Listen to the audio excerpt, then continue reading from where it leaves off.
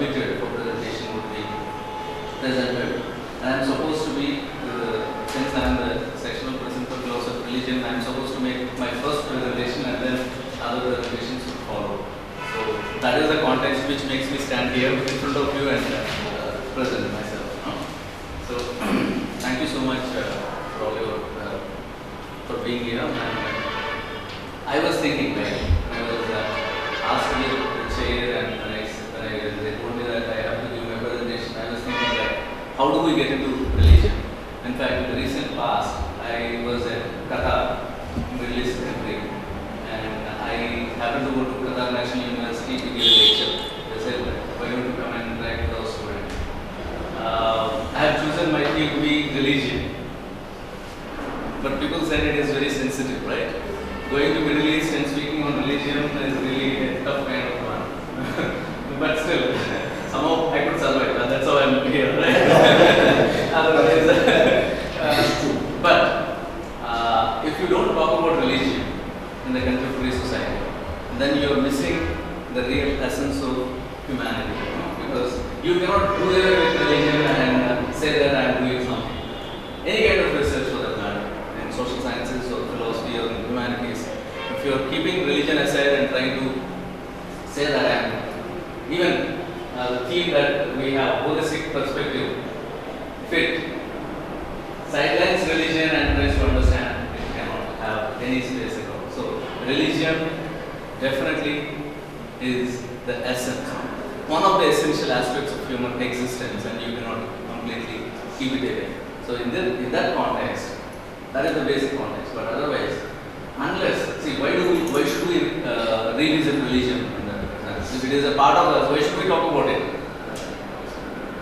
Something is, and also, it's not just globalization. We have extended it further by saying that there is something called global violence that is happening in the name of religion, or whatever terms that we use, like religious terrorism, religious violence. So many things are being used now, right? The vocabulary related to religion and violence has become so rich in the contemporary times that each one of the concepts would emerge in writing many books and volumes.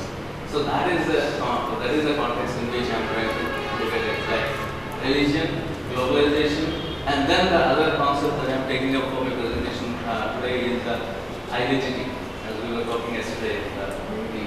Of course, we were talking about Indian identity there. Here I am talking about religious identity or identity in general.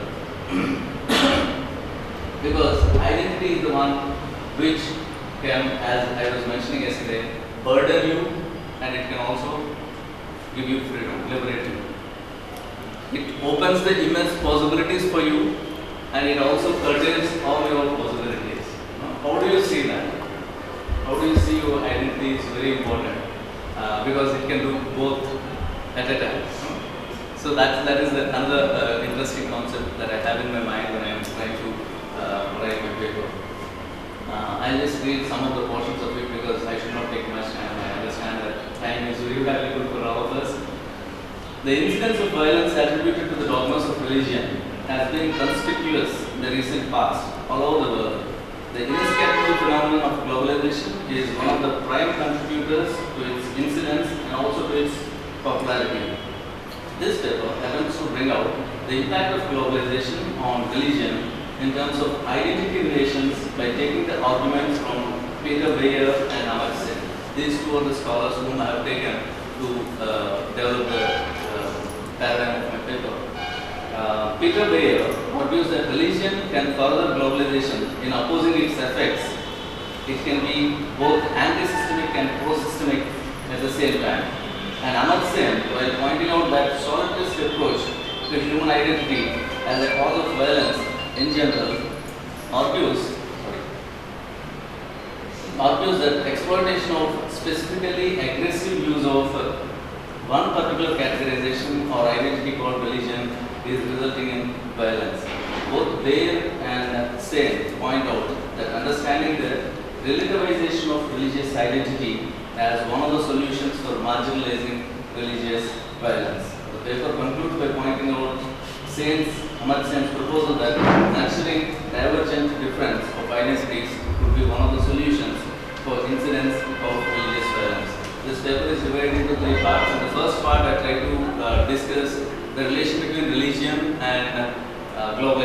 religion in globalization and religion and globalization. And in the second part, I try to discuss Amar Sen's conception of Amar Sen's critique of solitarist approach to identity. Okay, basically Amar Sen argues that if you are excessively stressing, because no individual has only one identity at any given point of time.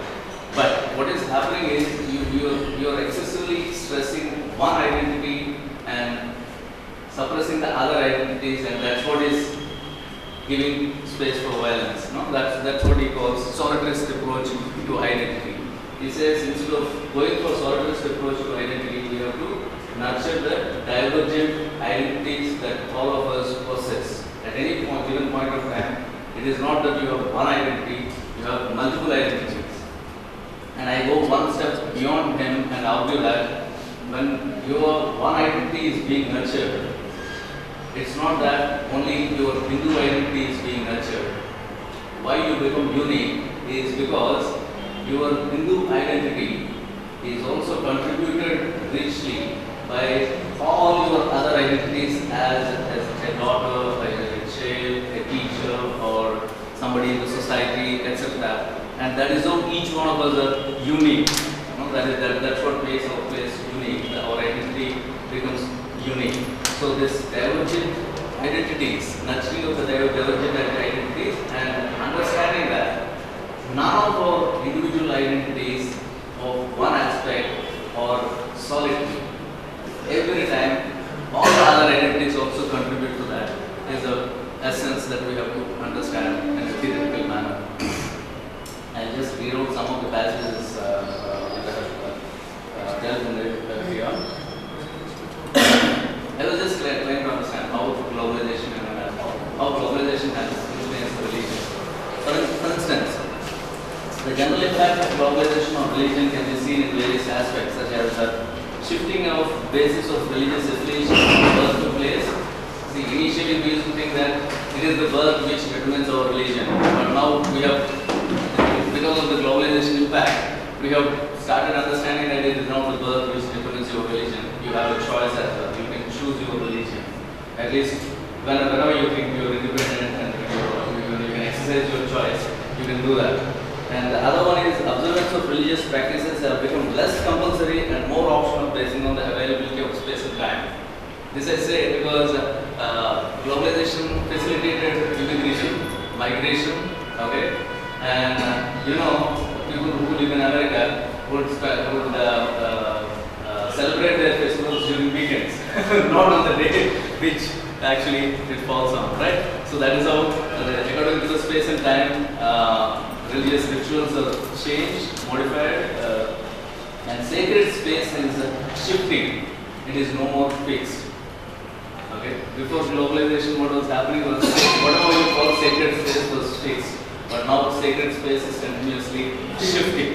This is another important thing that we have to understand in relation to globalization, religion in relation to globalization. The other impact of globalization is extension of religious symbols to other spheres, such as culture. See, it's not that religious symbols are limited to religion only now. They are being extended to cultural aspects as well. And mutual exchange of symbols by religions across the world. This is also being facilitated by globalization. These are the interesting things that have come up because of the interaction between globalization and religion. What I want to stress is, see, why should these are all positive things, right? At least as we see as liberals, these are all positive elements. Then why should it result in violence? The reason is, globalization, interestingly, tries to create a kind of situation where the present globalized world, which is bringing people, cultures, religions, communities together by overthrowing the spatio-temporal limitations with the aid of development in information and communication technologies, is making accessible to an interaction among various groups more immediate. This is my emphasis, immediacy than ever before. See, we were interacting with each other since generations, since long. But what is happening because of globalization is immediate interaction is being facilitated by globalization which is creating a kind of problem. Immediacy is the essential feature of the present global state of affairs. It is often stated that globalization has shrunk the limitations of space and time. However, one has to understand what it means to say shrinking of space and time. We read this statement in every book on globalization, like shrinking of space and time. But what does it mean? Nobody really explored into that and tried to explain it to us. It is obvious that physical space and the diversity of time is not getting shrunk. You know that. It's not that physical the space is being shrunk. No, the globe is the same. The distance between physical spaces remains the same, and the difference between time zones which are dependent on the physical space and used to be the same. However, a virtual space with the accessible information is created. This is what has happened. Like Plato's world of ideas, a virtual space of accessible information is created, and you are able to pump your information and you are able to access whatever information that you want, and that's what we are calling as shrinking of space and time. Actually, the physical space and time are not getting shrunk. Essentially, it is a world of digital information with both text and video formats. It is immeasurable, ever deepening, with contributions from the people all over the globe. And another important thing is everybody, it's like democratization of information. Everybody can contribute to that, and anybody can access it.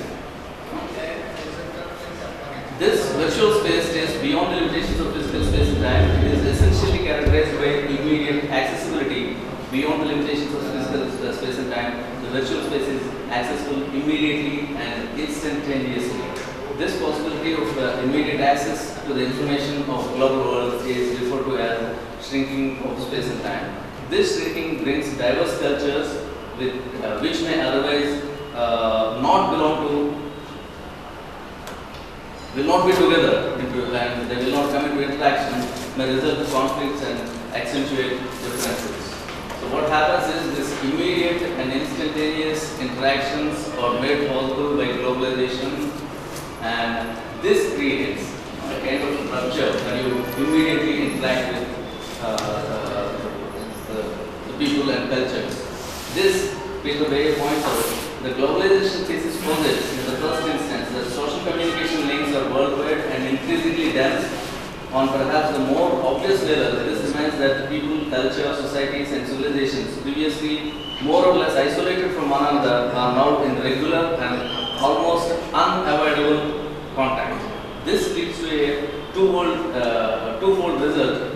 On the one hand, we see the conflicts that arise as quite diverse and often contradictory cultures clash within the same social unit. On the other hand, globalizing social structures and cultural forces furnish a common context that accentuates the differences among these ways of life. The clashes and differences are because the world in which we live in a global metropolis in which things that do not belong together nevertheless live side by side. This is the crux of it. The global metropolis facilitated the accessibility of information and communication technologies, technological innovations and interaction among the people without any delay, which can be termed instant interaction. This is another point of emphasis, instant interaction. This immediacy caused by interaction, both internal and external, among the members of the same group settled at different places. Okay. For example, if we are talking about religion, people from same religion living in different places of the world, and also people of different religions living in the same space. Both are possible because of this. There are positive as well as negative dimensions to these interactions. Speaking of positive aspects, we can say that interaction between the members of the same group promotes identity. At any point of time, living with the same kind of people, same kind of cultured people should promote identity, and interaction between members of different groups promotes solidarity. Positively, it should promote solidarity. Coming to the negative aspects, interaction between members of the same group may lead to fundamentalism. No? Negatively speaking, you can say that it promotes in fact fundamentalism. And in the same way, interaction between members of the different groups may lead to violence, rupture. Unfortunately, the incidence of violence is more visible in the recent past than ever before interaction. Fundamentalist groups in all the religions are attempting to control the religious space and escalate animosity among the members. Instant interactions which result in instant emotions most of the time result in rupture of cordial relations among the people or groups involved, which may cause violence. The fundamentalist groups are able to exploit these instant emotions successfully to realize their selfish motives. Now that's what is finally resulting in the religious violence, which we are naming as religious terrorism or whatever. That's all the vocabulary is written nowadays. English. So, having pointed out this interaction, I will not read it now. Okay, I will not burden you much, but I will just point out there are two words, interesting words that have come in the recent past. One is on globalization and religion by Peter Weir, and another one is Amartya Sen's work, Identity and Violence. These two are very interesting works, and the Peter Weir's work really talks about, concentrates on how globalization, whatever immediacy and other things that was talking has quite well. But Amartya Sen's work is the one which really looks at the problem from the identity perspective and also offers a solution to that. You know? So that's where he says unnecessarily in the present times, though at any given point of time we have multiple plural identities, we are stressing one single identity, which he calls solidarist approach to identity. He says solidarist approach, while ignoring the plurality of identities, presumes that the people of the world can be uniquely categorized according to some singular overarching system of partitioning, which sees human beings as members of exactly one group. Okay, this is the solidarist approach. So unnecessarily or probably essentially, somehow we tend to think that basically I belong to this group and then anything else. That is a solidarist approach. This solidarist approach to identity creates an illusion of unique, choiceless identity. Once you start believing that, you would understand that you don't have any choice but to be associated with that particular identity.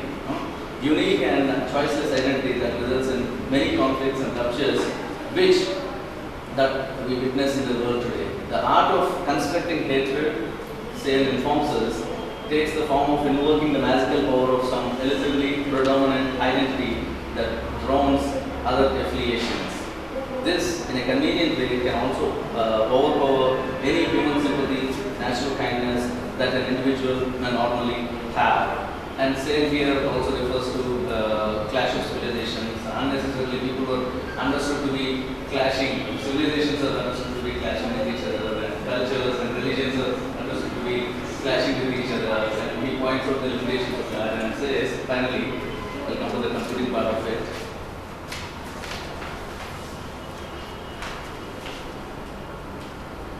How do we engineer the cause, which is a solitary identity, to avoid the effect that is violence? So, before this, I argued that, in fact, we are excessively concentrating on the cause, but in fact, we are excessively concentrating on the effect, which is violence, but we have to concentrate on the cause, which is the solidarist approach that we are unnecessarily following.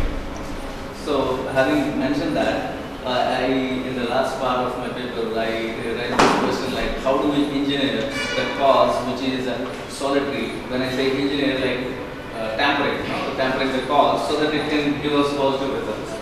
How do we tamper the cause which is solitary identity to avoid the effect that is violence? Sen proposes nurturing of divergent differences of identities as a solution for the issue of religious violence rooted in the problem of identity. He considers the concept of diversely different identities to explain coexistence of multiplicity of identities that exist in one individual. In his view, no identity can be exclusive or exist independent of other identities. The individual carries all identities simultaneously. By implication, at no point of time, it can be stated that an individual possesses only one identity.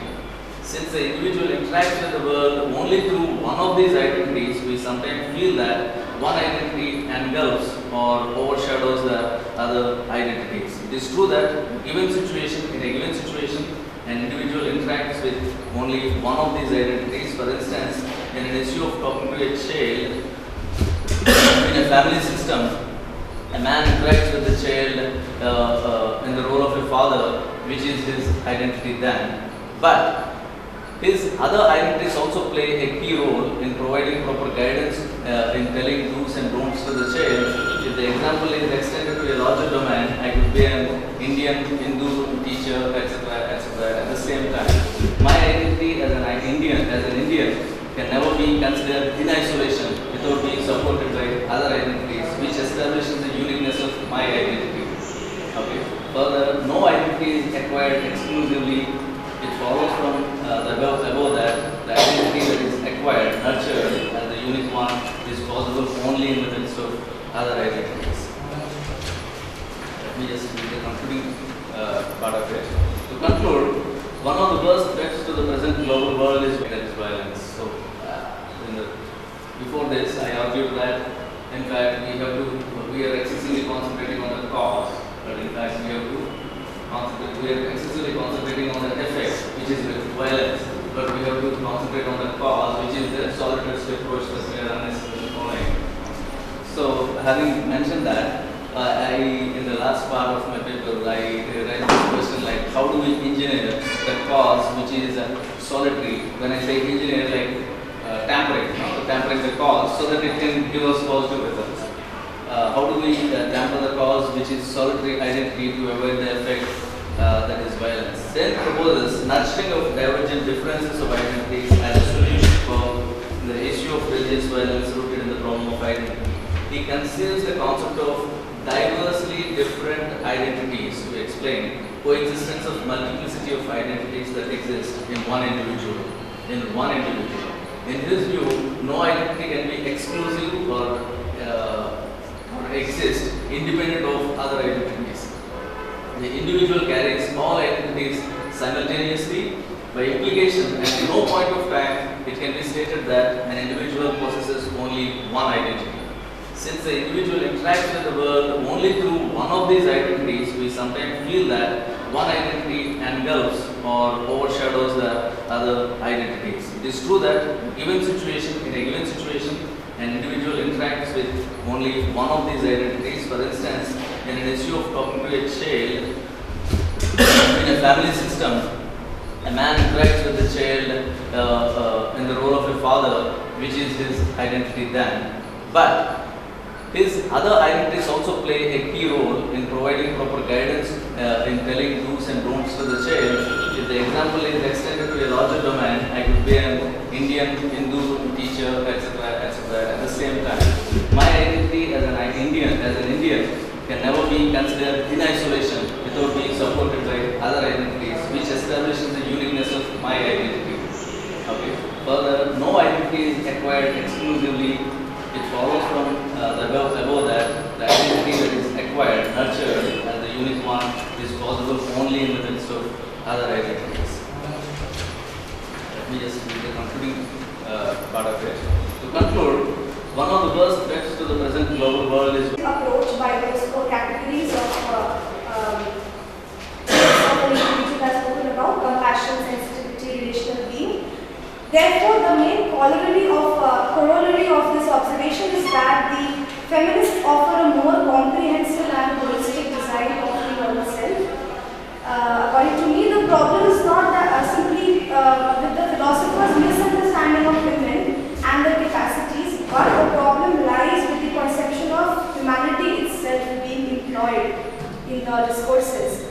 This way, the modern self along feminist lines rests upon a more holistic protection. Thank you. Just one suggestion.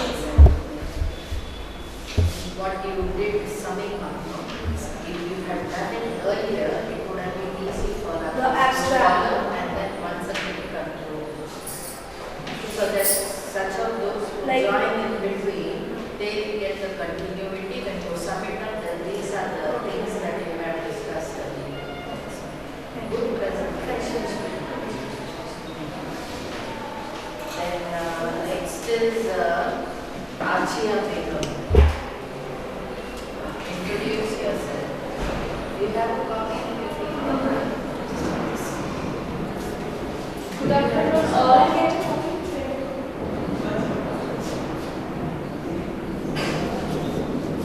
My name is Achana Begum, a research scholar of Tripura University.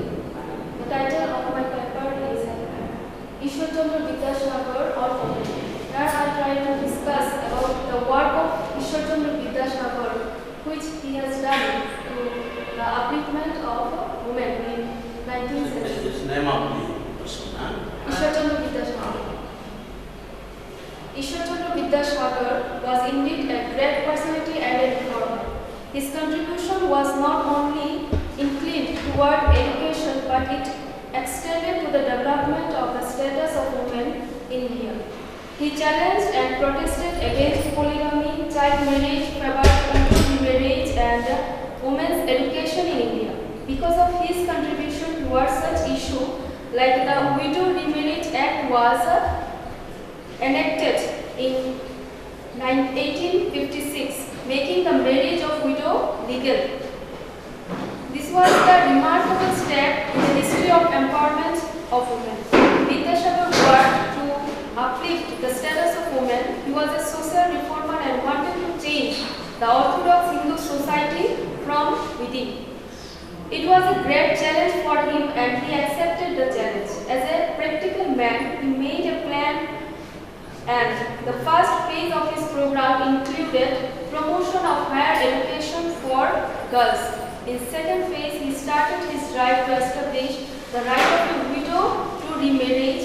In the third phase, he concentrated his energy to move the people against the practice of polygamy. He gave reference of Manu Samhita to prove what actually Shastra says about women. According to Manu, the family where women feel miserable get distressed soon, where they are happy, it prospers. The status of women in 19th century was in pathetic condition.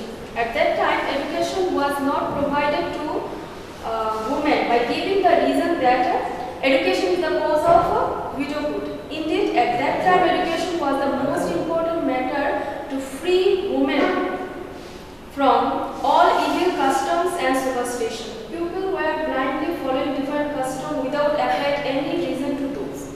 Vidyasagar was quite aware of the backwardness of women in India. As the inspector of a school, he traveled all over Bengal and got the opportunity to witness the pervading darkness and superstition amongst the illiterate, uneducated masses of Bengal. He was in Bengal, so especially he worked on Bengal, but it also affected the all women of India. So, envious by all the malpractices, he saw especially the exploitation of women in the name of religion. He realized that there is an urgent need of education to uplift women's status. He had opened at that time 35 girls' school with a total enrollment of 1300 girls in his time. He had faced many difficulties for this purpose. In this regard, he also had to spend his own money. He spent his salary also. Though he did not go backward, he tried his best to give education to women. And for widow remarriage, he says that in his book, Marriage of a Hindu Widow, that everyone having the sense of sight and hearing must acknowledge how intolerable and are the hardship of our widows, especially of those who have the misfortune to lose their husbands at an early age, and how benefit to society are the effect of the custom which excluded them from the privilege of marrying again. Reader, I beseech you to think seriously for a while upon the subject and then to say whether we should continue to be slave to such a custom. Widows were treated as outcasts in Hindu society in India, especially at that time. The modern rules of the Hindu society do not permit remarriage of the widow. The Orthodox Hindu community was very much closer to the customs of their country. That is why they adhere closely to the old custom of Hindu society. As a result, the widows were bound to live her remaining life in darkness. A widow is required to live a life of complete austerity, and she had the only alternative to accept the funeral pain of her husband. The manner of her life is minutely prescribed. The widow was totally forbidden for every comfort of her life. That is why they had to spend their whole life silently. They lived a lonely life, although they live in our society. Vidyasagar's soft heart melted at the pain and suffering imposed on widows by the society, often in the name of religion. Pleading the case of the remarriage of widow, he lamented, "O poor India, you think the woman whose husband dies immediately turns into a stone." In response to the above, he conducted extensive research into Hindu scripture and Purans and tried to explain that there was nothing against widow marrying a second time. He published 2 separate volumes on remarriage of widow and another 2 volumes on polygamy, quoted from scripture and explaining the validity of his argument that widow remarriage is not invalid, it is valid according to Shastra. For his stand, he was virulently attacked by conservative vested interest group and the Shastrakars of the day. But nothing stopped Vidyasagar from what he set out to do. His iron will prevailed in the end. On 26 July 1856, widow marriage was legalized by the then government. To prove that his compassion for widow was not empty rhetoric, as some might have assumed, he married his own son to a widow. Prevention of polygamy. In a practical society, a woman could not think of remarriage while a man could marry as many times as he liked. Vidyasagar has set his book on another subject, that is the prevention of the practice of polygamy among the Hindu, particularly the Kulin Brahmins of Bengal. He applied his heart and soul to the cause, and Vidyasagar submitted a petition to the government of India on the 27th December 1855 for a legalization for the prevention of polygamy. At that time, female children married under the circumstances commonly continue after the marriage to live with their parents, their nominal husband generally taking no attention to them and having no communication with them. But that in the event of death of their husband, they are subject to all facilities which law and custom impose upon Hindu widow. He issued a paper on polygamy in July 1871.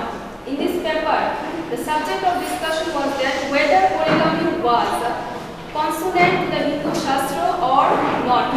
In the first version of the pamphlet, Vidyasagar has admitted that in certain cases the taking of more wives than one is canonical.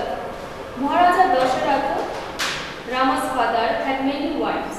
Vidyasagar has said that Dasharatha married so many wives for the procreation of male issue, and that what he did was therefore not uncanonical. Vidyasagar's arguments were based mainly on two following passages of Manu. If the wife is given to drinking or is unfaithful, or she always acts as contrary to the wishes of the husband, or if she is ever diseased or is of the malicious turn of mind, or is given to dissipation of money, under any of these circumstances, the husband may take another wife. These are according to Manu. And Manu also said that if the wife is sterile, then at the 8th year, if her male issue dies, then at the 10th year, if she gives birth only to female issue, then at the 11th year, and if she is given to speaking unpleasant thing, then without loss of time, the husband may marry another wife. Under the present state of the country, it is quite impossible to prevent this widespread custom without the aid of legislation.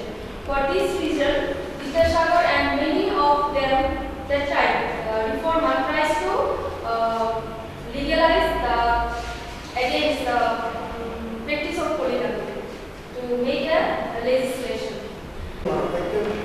those whose traditional livelihood is losing as a result of plantations, and those who use land for airports, roads, and other things like that.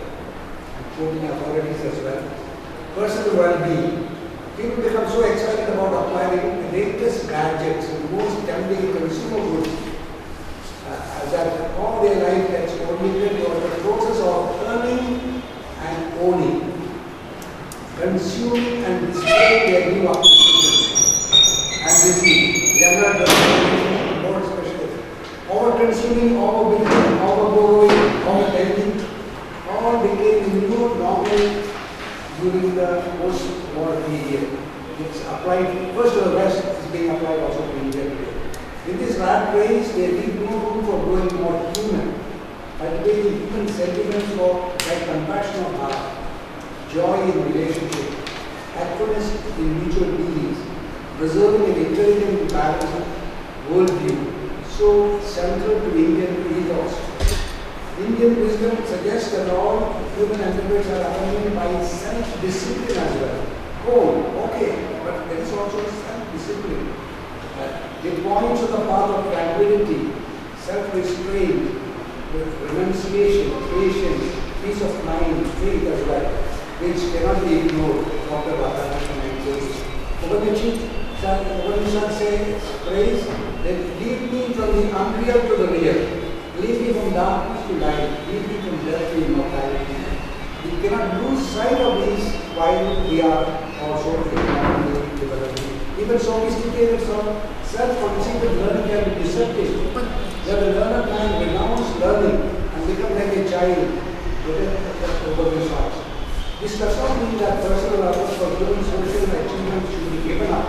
In fact, they should be intensified.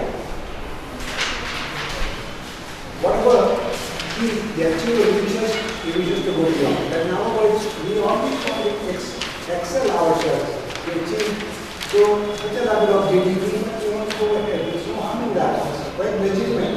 If he wishes the sky, he wishes to go beyond the sky. Then go beyond the sky as well. The effort to excel continues, but it takes constructive direction to the development of a holistic vision. Our emphasis is precisely that. We should not lose sight of a holistic vision. Remaining human under pressure from impersonal development.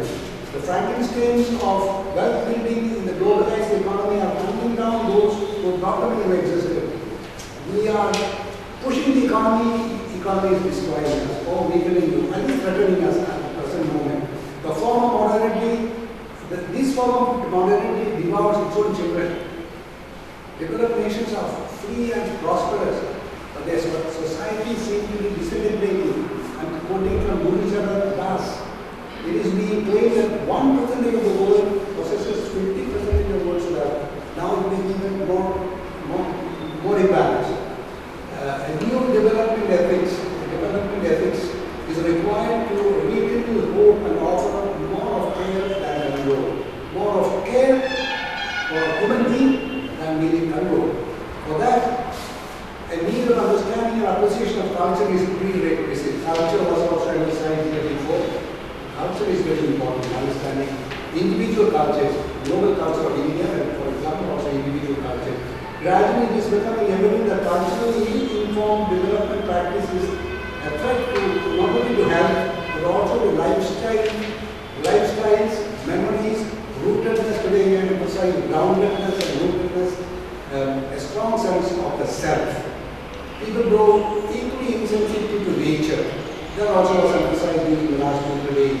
Gradually we become blind to the fact that they are tearing apart nature's intricate patterns that sustain life and cosmic relationship in their existence together as human communities. Thomas Friedman says that the Great Recession of 2008 was a moment when the market and Mother Nature got together and told words to major economies. This cannot continue. Enough is enough. In other words, you are ruining nature, you are going to commit suicide, collective suicide. Weakening of humanity amidst inter-community tensions. This is also important. The future belongs to those who carefully handle situations of anxiety, harmonize opposites, cultivate sensitivities, bring communities together, and promote human values even in the midst of intense difficulties. As neighboring communities work their way forward towards development, they often ignore the above truths and land in tension among themselves. The same thing happens not rarely among neighboring countries. Two groups want to develop together, they compete, they clash. And can happen also with neighboring countries. Relationships with China, we are developing not in order to be ahead of China, we are developing because we want to develop. So, but if we do not handle it properly, we land in difficulties. If we do not realize their expectations, if they do not realize their expectations, if their expectations realistic, they are likely to collide with each other. A partial understanding of immediate realities can lead to a perceived clash of interest. Sometimes there is no actual clash of interest, but it's perceived. The leaders of India, the leaders of China think that our interests are clashing. This perceived clash of interest, not real clash. And we have to be careful. At the first stage is perceived clash of interest. Then actual clashes take place. We talk about conflict can arise also over claims to natural resources. Local community claims this land belongs to us, this does belongs to us, whether it be oil or coal, or on this issue also there can be clashes. People are on the move today. Mobility of job seekers as a result of rapid information and industrial growth has led to the entry of family bonds because they are living apart. Each one is earning on his own. Social relationships, religious guidance, which used to be nourished in the family, extended family, local school, neighboring communities, and religious mandates. So now young people are staying in urban cities, away from their homes. So there is possibility of erosion of values, weakening of traditions. There are traditions that are helpful. The result has been erosion of cultures where human values are being generated. There is a further breakup of families and communities through which ethical perceptions were handed down. We learn from our parents, grandparents, uncles, and so on. This has reduced the effectiveness of all traditional forms of social cooperation and weakened the handling on of social codes that used to keep families and communities together. It is a little more difficult when these healthy traditions are not preserved to keep together. Religious inspiration too has become greatly marginalized. That is what makes communities feel helpless when conflicts break out between two communities and inhuman situations arise. What is most threatened of all in such situations is the greatest treasure that we humans have, human sensitivity. So the paper is especially about human sensitivity in the midst of learning, in the midst of development, in the midst of tense situations in actual life. Economy related or ethnic or culture related. Being human means valuing togetherness, developing holistic outlook. We need each other. We need each other. We need each other not to possess you, but I need you, and you might also need my help. There seems to be a law in nature. Talents reveal themselves in clusters. There was a number of dramatists in London during Shakespeare's time. Explorers and adventurers routed the Portuguese and Spanish courts at a particular period of history. Florence, Venice, Milan had bunches of painters at a key period of art. Turin was a home of a number of saints in the 19th century. Paris was crowded with social thinkers at one stage. Berlin and Vienna with musicians. In India, Vikramaditya had his 9 famous jewels or intellectuals. Akbar had a host of scholars in the court.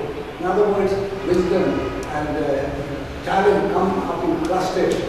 In this manner, modern business too has been coming up in clusters. Asian tigers, they connect together. We see a similar dynamism now in US, Europe and China competing but also collaborating. Bharat Khanna says these three together have come to resemble conjoined difference, where severing any artery hurts all the other. If you marginalize one, the others also will suffer today. Their economies have become mutually dependent. We can apply the same conclusion contributions to other nations at the regional and global level. India too is gradually becoming recognized as a significant force for good for the Asian economy together. And also we have to make a contribution of our own. African cultural philosophy of Ubuntu, a person to other people, provides a basic foundation for social togetherness and collaborative action. It's a very interesting African statement. I become a person through other people. I become myself through you, more or less. How beautiful. So, what is interesting in addition is the thesis of FSP that East and West are by their nature meant to complement each other in the formation of future world civilization. These are various perceptions which East is more spiritual, West is more material. No, we have discussed this these days. It is not exactly true, but we need each other. That is very, very true. Being human means responsible, having concern for the whole. A sense of responsibility seems to be the most needed value in public life today. For example, a community or communities, a country's eagerness for identity affirmation should not lead to its collective self-centeredness. India is great, but it should not make us self-centered. Tagore used to tell us the same, and Vivekananda and others. We want others to be great as well. Everyone must have respect for the larger interests of the wider society of humanity. If the pursuit of self-interest becomes too important for a community or a country, it will soon land in trouble with other communities or other countries. It would move on the path of declining, if not immediately after a while. If you remember the Peloponnesian War between Athens and Sparta destroyed Greece. That's what ultimately led to their own defeat. Or again, exaggerated assertion of self-interest can force a community into a ghetto and close its minds to its members to ideas, possibilities. Today also there were comments on how we can be close-minded. We have to be very careful about it. Creating organizational structures and technologies. Meanwhile, new creative communities and countries come up. When they are engrossed in our greatness, others do not think they are so great, but they convinced of sufficient greatness, they emerge. And then they bypass those who used to be great before. So creative communities and countries come up, accepting emerging challenges, confront them courageously with rising confidence, brush aside others and the close-minded people. In other words, earlier achievers can be left behind after a while, but they are not careful. They are not humble.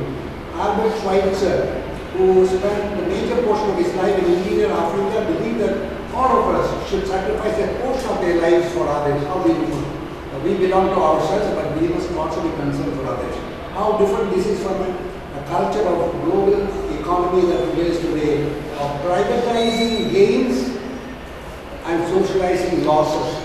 If India loses, the gains belong to private companies or profit makers. Losses belong to the government, to the society, to the taxpayer. This is an economy that is very dangerous in any part of the world. If this happens, we will be suffering. Which we call a culture of the process in irresponsibility. Being human means spiritual. This is my last point. It's very much emphasized in the last few days. Being holistic. Bringing holism to life and relationship. In human history of the spiritual, this is happening today. There is a reaffirmation of religion when religion was being. In the education of young boys and girls, Socrates introduced the virtues of friendship, love, courage, justice, and compassion. Reflective capacity at the strongest level can be developed only through proper guidance. The capacity to discriminate between right and wrong is a distinguishing feature of a human being. It is a capacity which constitutes the purpose of education. However, the modern educational system is an institutionalized one. One of the major shortcomings of institutionalized education is that it has as its focus only on one dimension of the student well-being, that is, the intellectual development through academic instruction. In addition to the traditional academic components, care should be taken to cultivate the all-round development of the whole child, the emotions,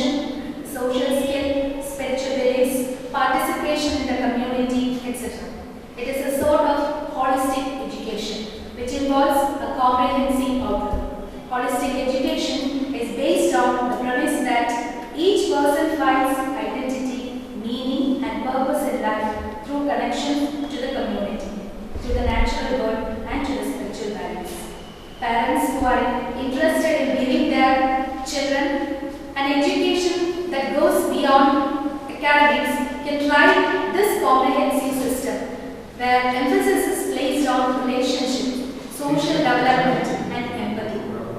In elementary school, the focus is on using artistic expression to understand the world, and in higher grades, the educational emphasis shifts to developing critical thinking.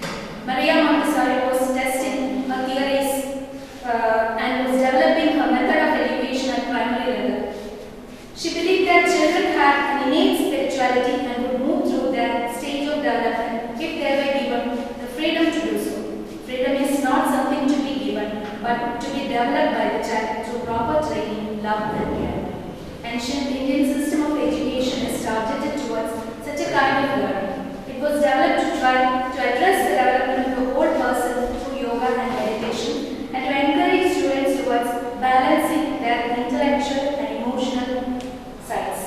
It gives importance to increased inner awareness, strong moral values, healthy lifestyles, and increased learning. So, I'd like to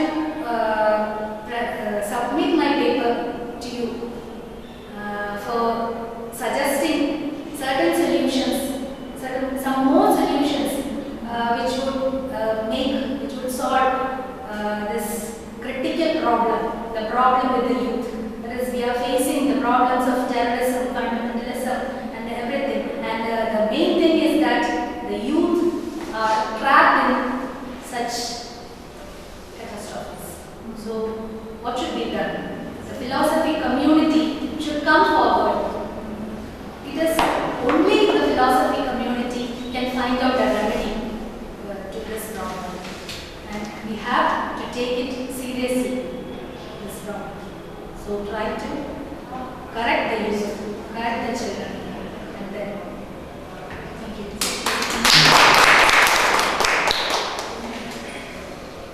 You?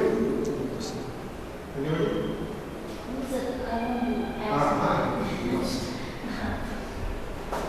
Such a nice presentation for my reflections. Many parallel causes and reasons why you are distracting and distorting from the path of holistic way of life and living. Okay, because we all human beings are in a society. We all belong to some religion, and every religion teaches the same teaching. They all support holistic way of life. They all support humanity, love, peace, and all the things. But something is lacking. We all feel that there is something which is lacking. Why people are not getting that point which each and every religion is trying to convey? Why we youth, basically youth, is getting distorted by a mass or by some people, and they are getting involved in certain activities like terrorism, like you were dealing with many problems. So they are just conflicted with law and so many things.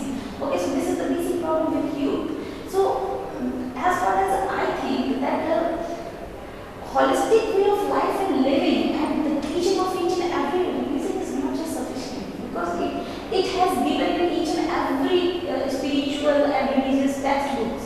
The important thing is this, to apply it. Means metaphysical conception should be applied on the ground level. We all have metaphysical conceptions about God, world, reality, human beings, object things and all, but we are not deliberately applying it. So whenever, unless and until we would apply the metaphysical conception, our epistemological esteem, and inculcate those values and virtues, whatever we have learned from the religious sects and our parents and teachers and all, then this problem cannot be resolved. So we need to apply those teachings in our way of life, in our day-to-day life. This is the thing, and we all should work together for getting that purpose and to fulfill that desire, that goal. Unless and until we will inculcate those values and virtues in our daily life, we cannot resolve. So this is from my side, and although the paper was so good, thanks. Thank you. It is the duty of every parent to inculcate such values. They should start. Religions, teachers, and text primary education or the value inculcation should be from the basic level. They only know that is the overparenting. I think that overparenting and underparenting are the two factors that spoil it. Balanced parenting should be there. Balanced parenting. Okay. Reward as well as balanced parenting is just an idea. So nice.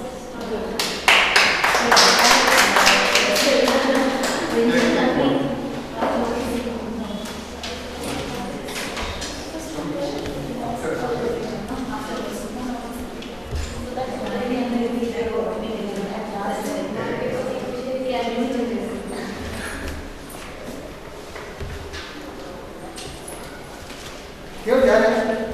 दूसरे जगह जाना है। अच्छा।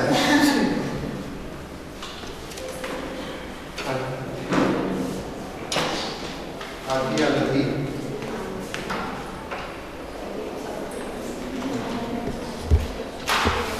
University, I'm a research scholar, and my topic today is philosophy as a way of life and existentialist approach. Okay. I start by quoting Socrates. If I do not reveal my views on justice in words, I do so by my conduct.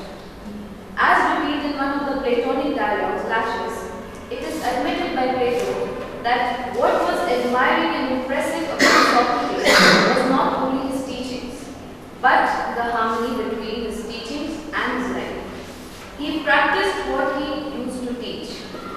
Throughout in the history of philosophy, care of self was excluded or never taken much into concern and consigned to the domains of spiritual directions, political formation, and psychological counseling.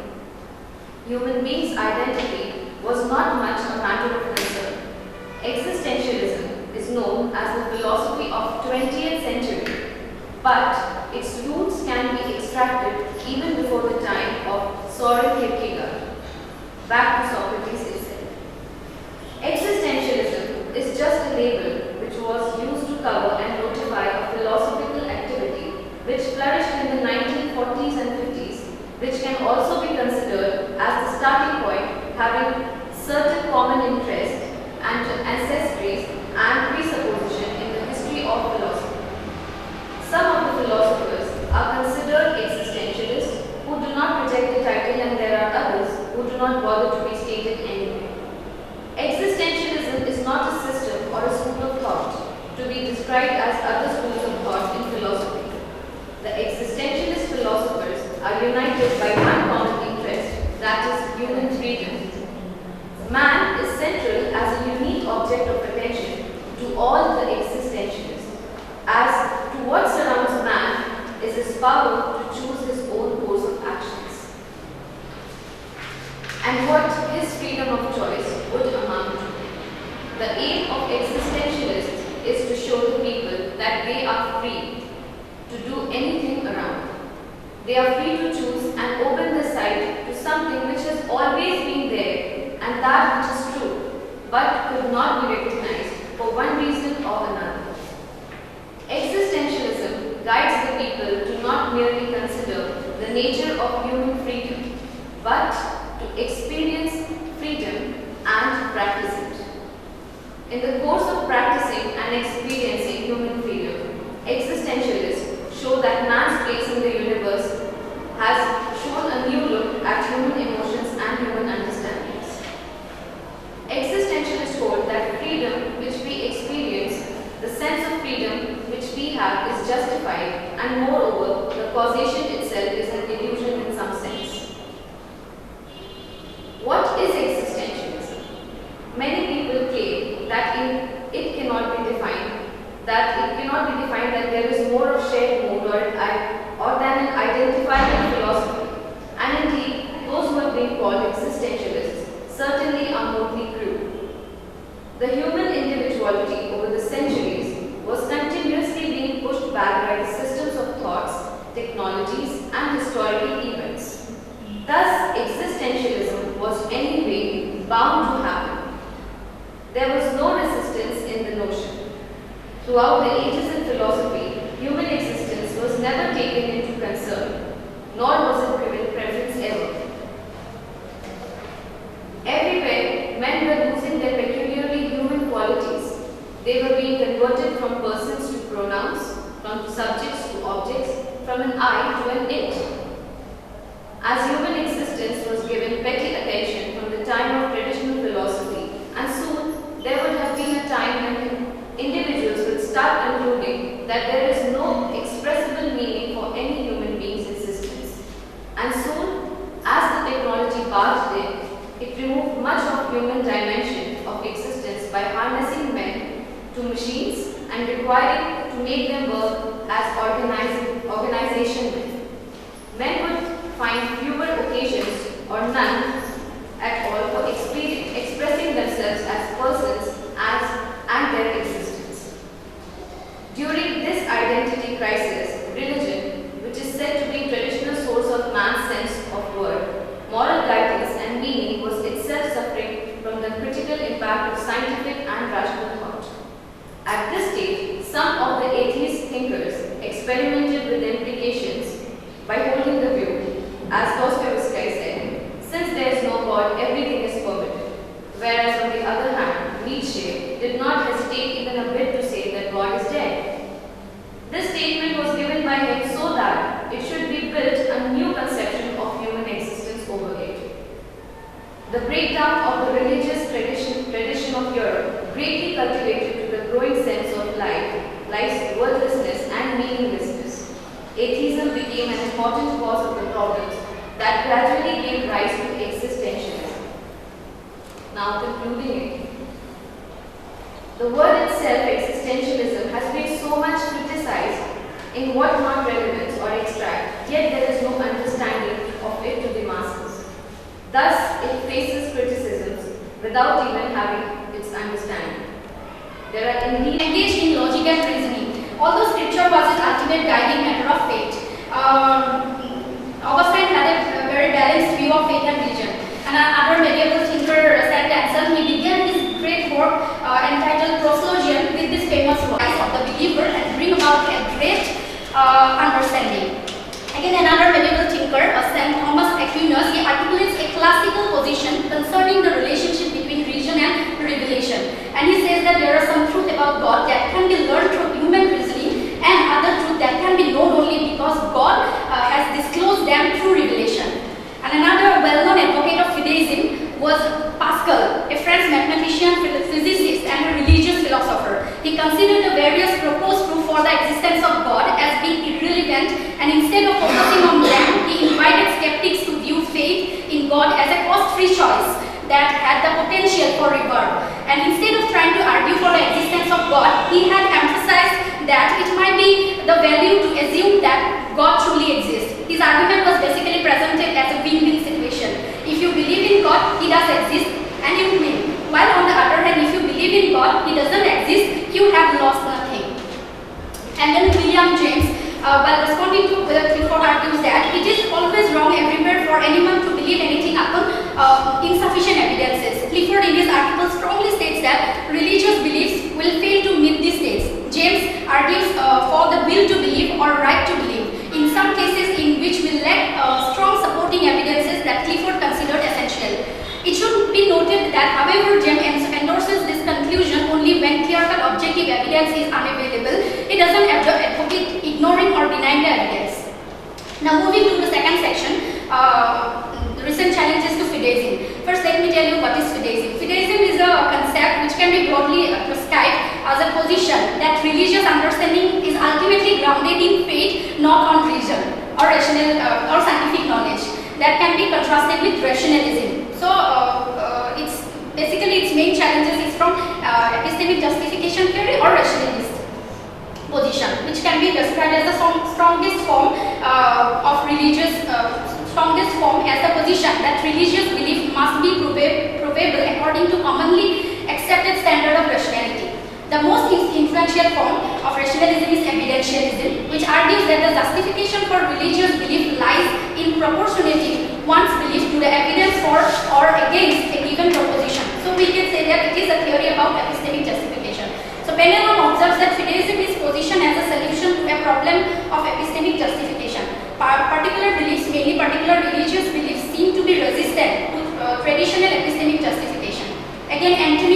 his essay, The Presumption of Atheism, states that if one wishes to establish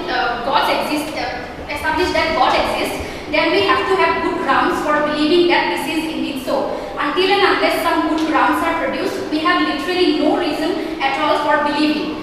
In recent time, the new atheist group have been criticizing religion on the basis of their argument that religion does not have any basis for reason. So, the atheist group includes members like Richard Dawkins, Daniel Dennett, Hitchens and Harris. And so Dawkins, his rejection of religious faith is based on the assumption that religion is an explanatory theory that has been made outdated by the results of scientific inquiry. Again, Dennett, he believes that empirical science is the only basis for genuine knowledge of the world and states that religious faith cannot be reasonable. And again, Harris was a critic of Islam. So his rejection of religious faith is based on assumption that it remains a perpetual source for human conflict. Again, Hitchens, he rejects religious faith as it is grounded in wishful thinking. And in one of the chapters of his book, God is Not Great, Hitchens questions, does religion make people behave better? So all the members belonging to this group have rejected religion on different grounds, but they agreed on the point of the absence of reason in religion. But there are so many examples how the scriptural verses are also talking about the place of reason, which we already have discussed in our first section. And again, there are a lot of theologians who are practicing both science and religion together. Like Pope Tadeusz Pekoljic and Catholic monk Gregor Mendel are the best instances of it.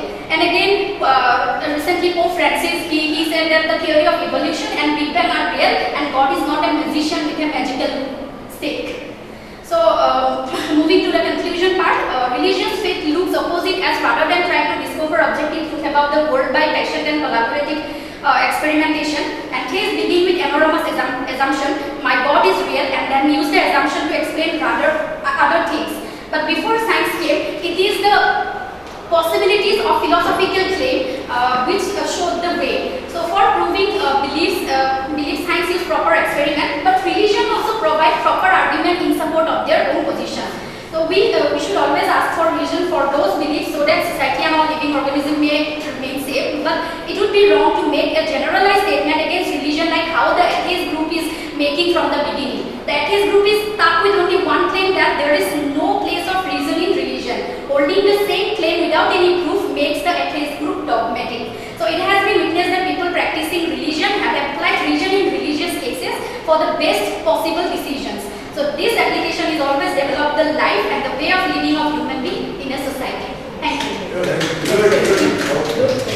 Good finish for your part. Good. Thank you, sir. Next is Karan Singh. Is here? Karan Singh? No. Okay. That is. Next is Kirti Jayanta Kumar Yachnik. Yes.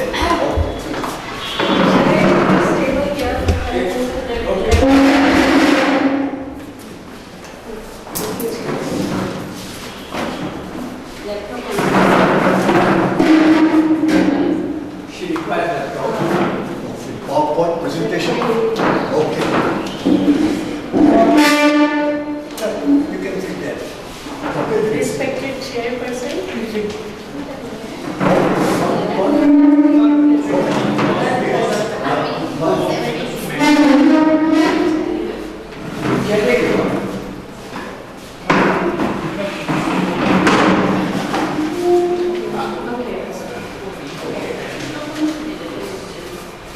respected chairperson, scholar like Dave sir, and delegates. My PPT is not like typical PPT type. It is just a paper which is put in slides. So if I can think that I had given you all Xerox copies of the paper, and if I speak very speedily, then simultaneously, parallelly you read it, then it will be easier for you to conceive what I am trying to tell you. So my paper is the tradition of Swaminarayan sect in the light of feminist movements. Myself is Jyoti Yagnik at Gujarat University. I have chosen this paper because of two reasons. Why Swaminarayan and why status of women in Swaminarayan? So for two reasons. One reason is there is a widespread impression among intellectuals in Gujarat. Swaminarayan sect is major, it is prevalent in Gujarat. So there is a widespread impression among intellectuals in Gujarat that the position of women is very much degraded in Swaminarayanism. This impression is created by the fact that the saints of Swaminarayanism keep away from women very rigidly in all possible ways. It thus becomes necessary for us to point out that this behavior of saints had nothing to do with the status of women in Swaminarayanism. Second reason is the most glaring example of not only equality of man and women boasts, but also give women an independent status in theory and in practice of religion have been shown in the contemporary world by Sri Swaminarayan. We therefore thought it proper to choose this topic. Now, regarding the Swaminarayan sect, Monier William is a very scholar in Swaminarayanism. He said that it was the utter corruption of Swaminarayan. Why Swaminarayan separated two sexes? Because Swaminarayan tradition is from the Vaishnava tradition only. But it was this utter corruption of Vaishnava faith that led to modern Puritan movement under the former Swaminarayan. And secondly, Vijay says that Swaminarayan re-established Hindu worship in its virgin integrity. So this is the just feeling of Vijay towards this separation of women. So before seeing what status of women in Swaminarayan, it is important for us to understand what feminism is and which are major three movements, feminist movements. So most of the civilizations and cultures of the world have been based on philosophical, social and political system in which men determine what part women shall or shall not play, in which women is everywhere such servant under the male. Patriarchy is all pervading. That is also to the extent that human nature is also defined the way in which man behaves. Man's behavior is a norm, normal or norm, and thus masculine behavior is norm or ideal, and feminine is the deviation from the norm, or rather to say inferior to the norm. So in our culture, that is in this patriarchal bias, the women have traditionally been portrayed as passive and receptive, man as active and creative. This imagery goes back to the Aristotle's theory of sexuality and has been used throughout the centuries as a scientific rationale for keeping women as in a subordinate role, subservient to man. Further, women have been identified with nature throughout the ages. With the rise of Newtonian science, nature becomes a mechanical system that could be manipulated and exploited, together with the manipulation and exploitation of women.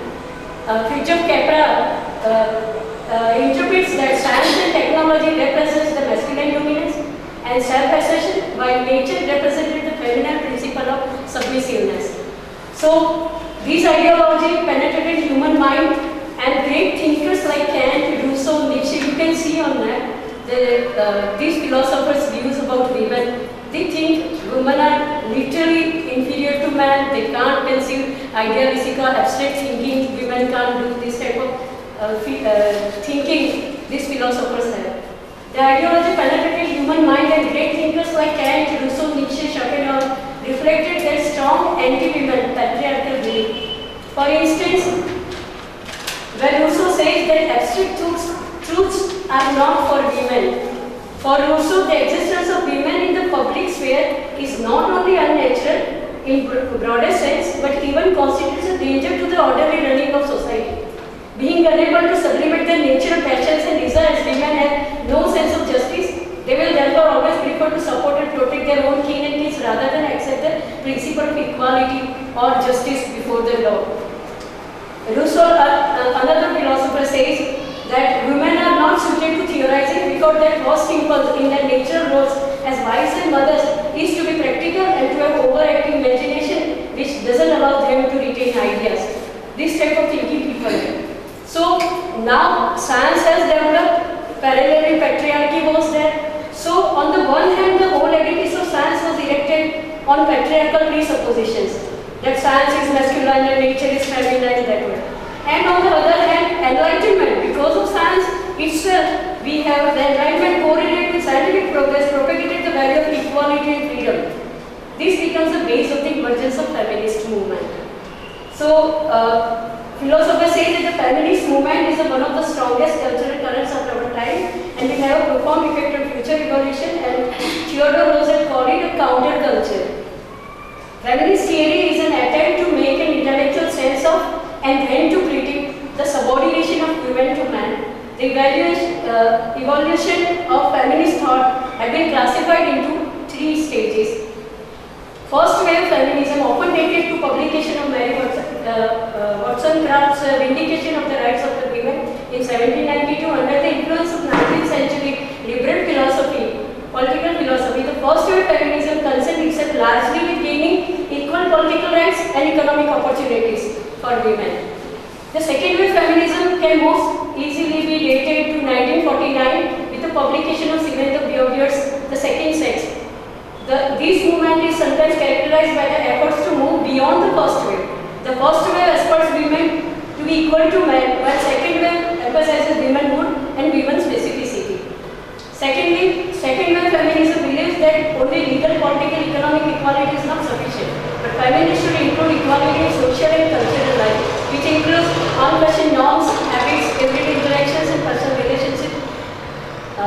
Beaudire argues that gender differences are not rooted in biology. Rather, they are artificial constructs that work to reinforce women's oppression. This theme is reflected in her classic statement, "One is not born but rather become a woman." It is civilization as a whole that produces this creature, which is described as feminine. She is not born, she is made woman. And the third wave feminism began in the late 80s by feminists who combine gender issues with racial and ethnic inequality experiences among women.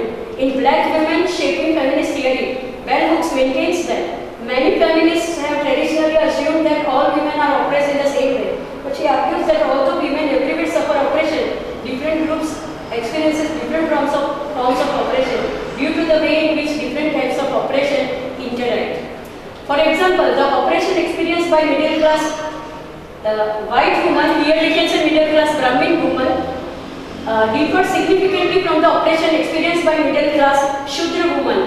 So likewise, the oppression experienced by heterosexual woman differs from the oppression experienced by lesbian woman or the prostitute woman, female prostitution, and so forth.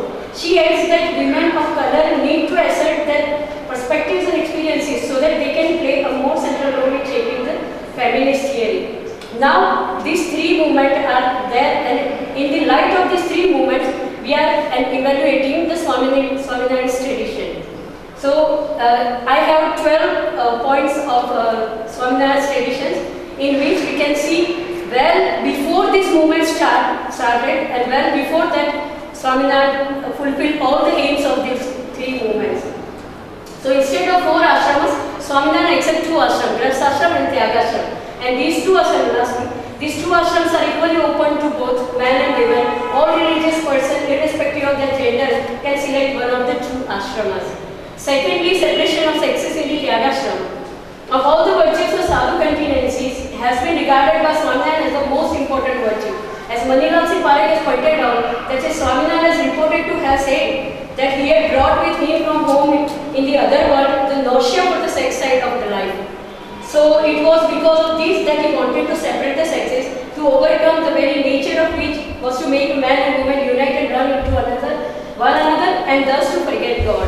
So in connection with the Swaminarayan's attempt to effect a complete separation of the 2 sexes, it is interesting to note, as Manilal Singh Parekh has pointed out, that there has not been perhaps a single religious movement of size and power of this in the religious history of the world which has gone the lengths to which this went in the matter. Islam may be cited as one that has been even more radical than this, but therein the principle underlying the separation of the sexes in religious meetings and places is neither ascetic nor spiritual.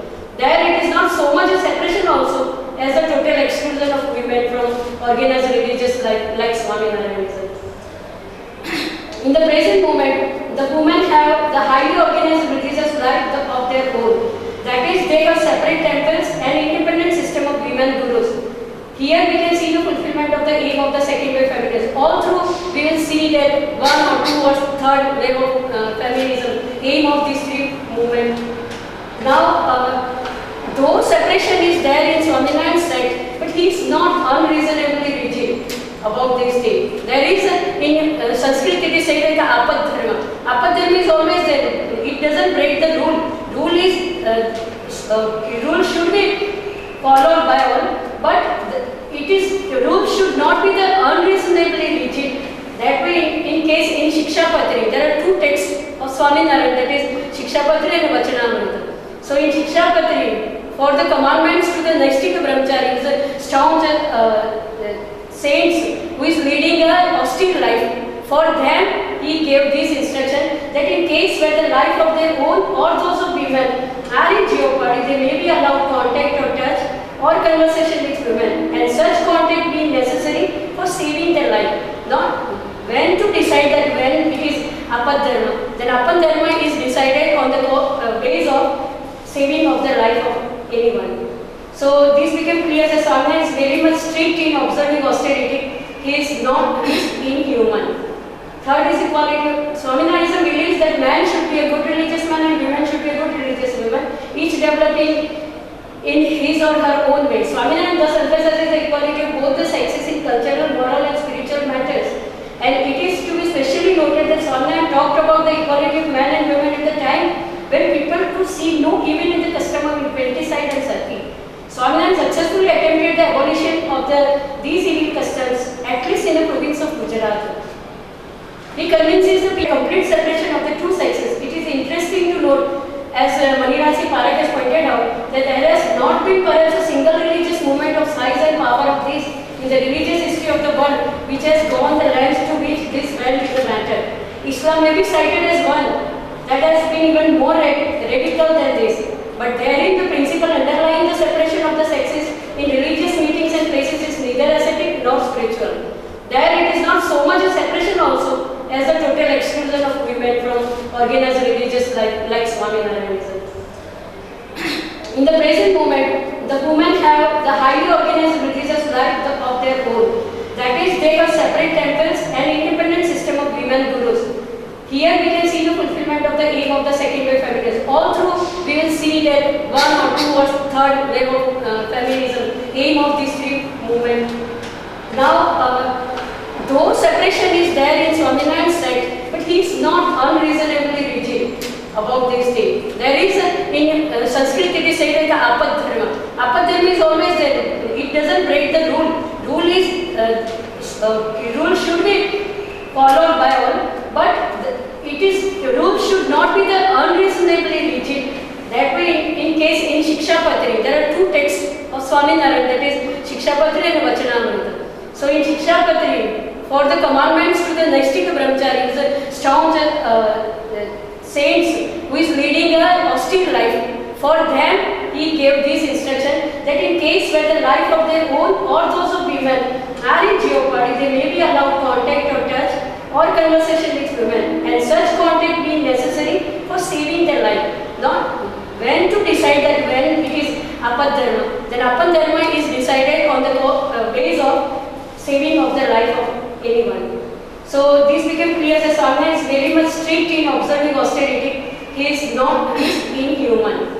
Third is equality. Swaminarayan believes that man should be a good religious man and women should be a good religious woman, each developing in his or her own way. Swaminarayan thus emphasizes the equality of both the sexes in cultural, moral and spiritual matters.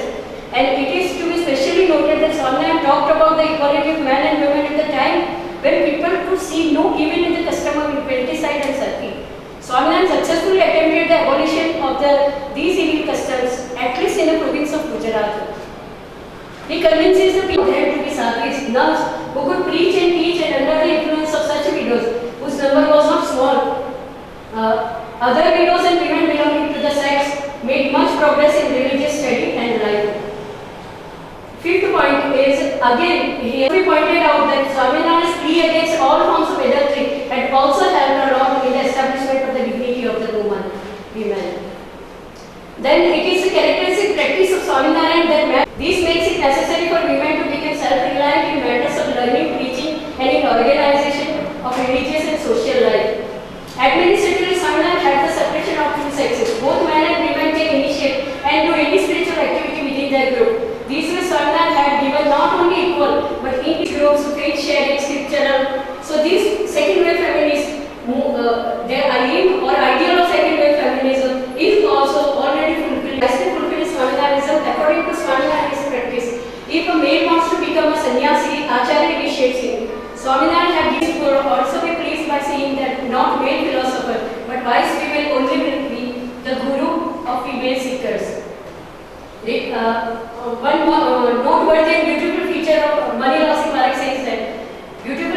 for this body is a high placement in language and literature. Nowadays there is a liberation theology in which feminists are searching that type of theological literature in which there may be injunctions or commandments for women, all for Purusha and male. So to analyze. But Swaminarayan, as I told, two texts are basic texts are Swaminarayan's Vachanamrita Shikshabhati. In that you can see that he took even care of word and used Jiva, Mumukshu, Manushya, Shishya, Satsangi or Bhakta. Literally gender neutral terms. Not only for the present generation but also for the future. Thus we must give priority to biological community. If we are living with them in this natural environment.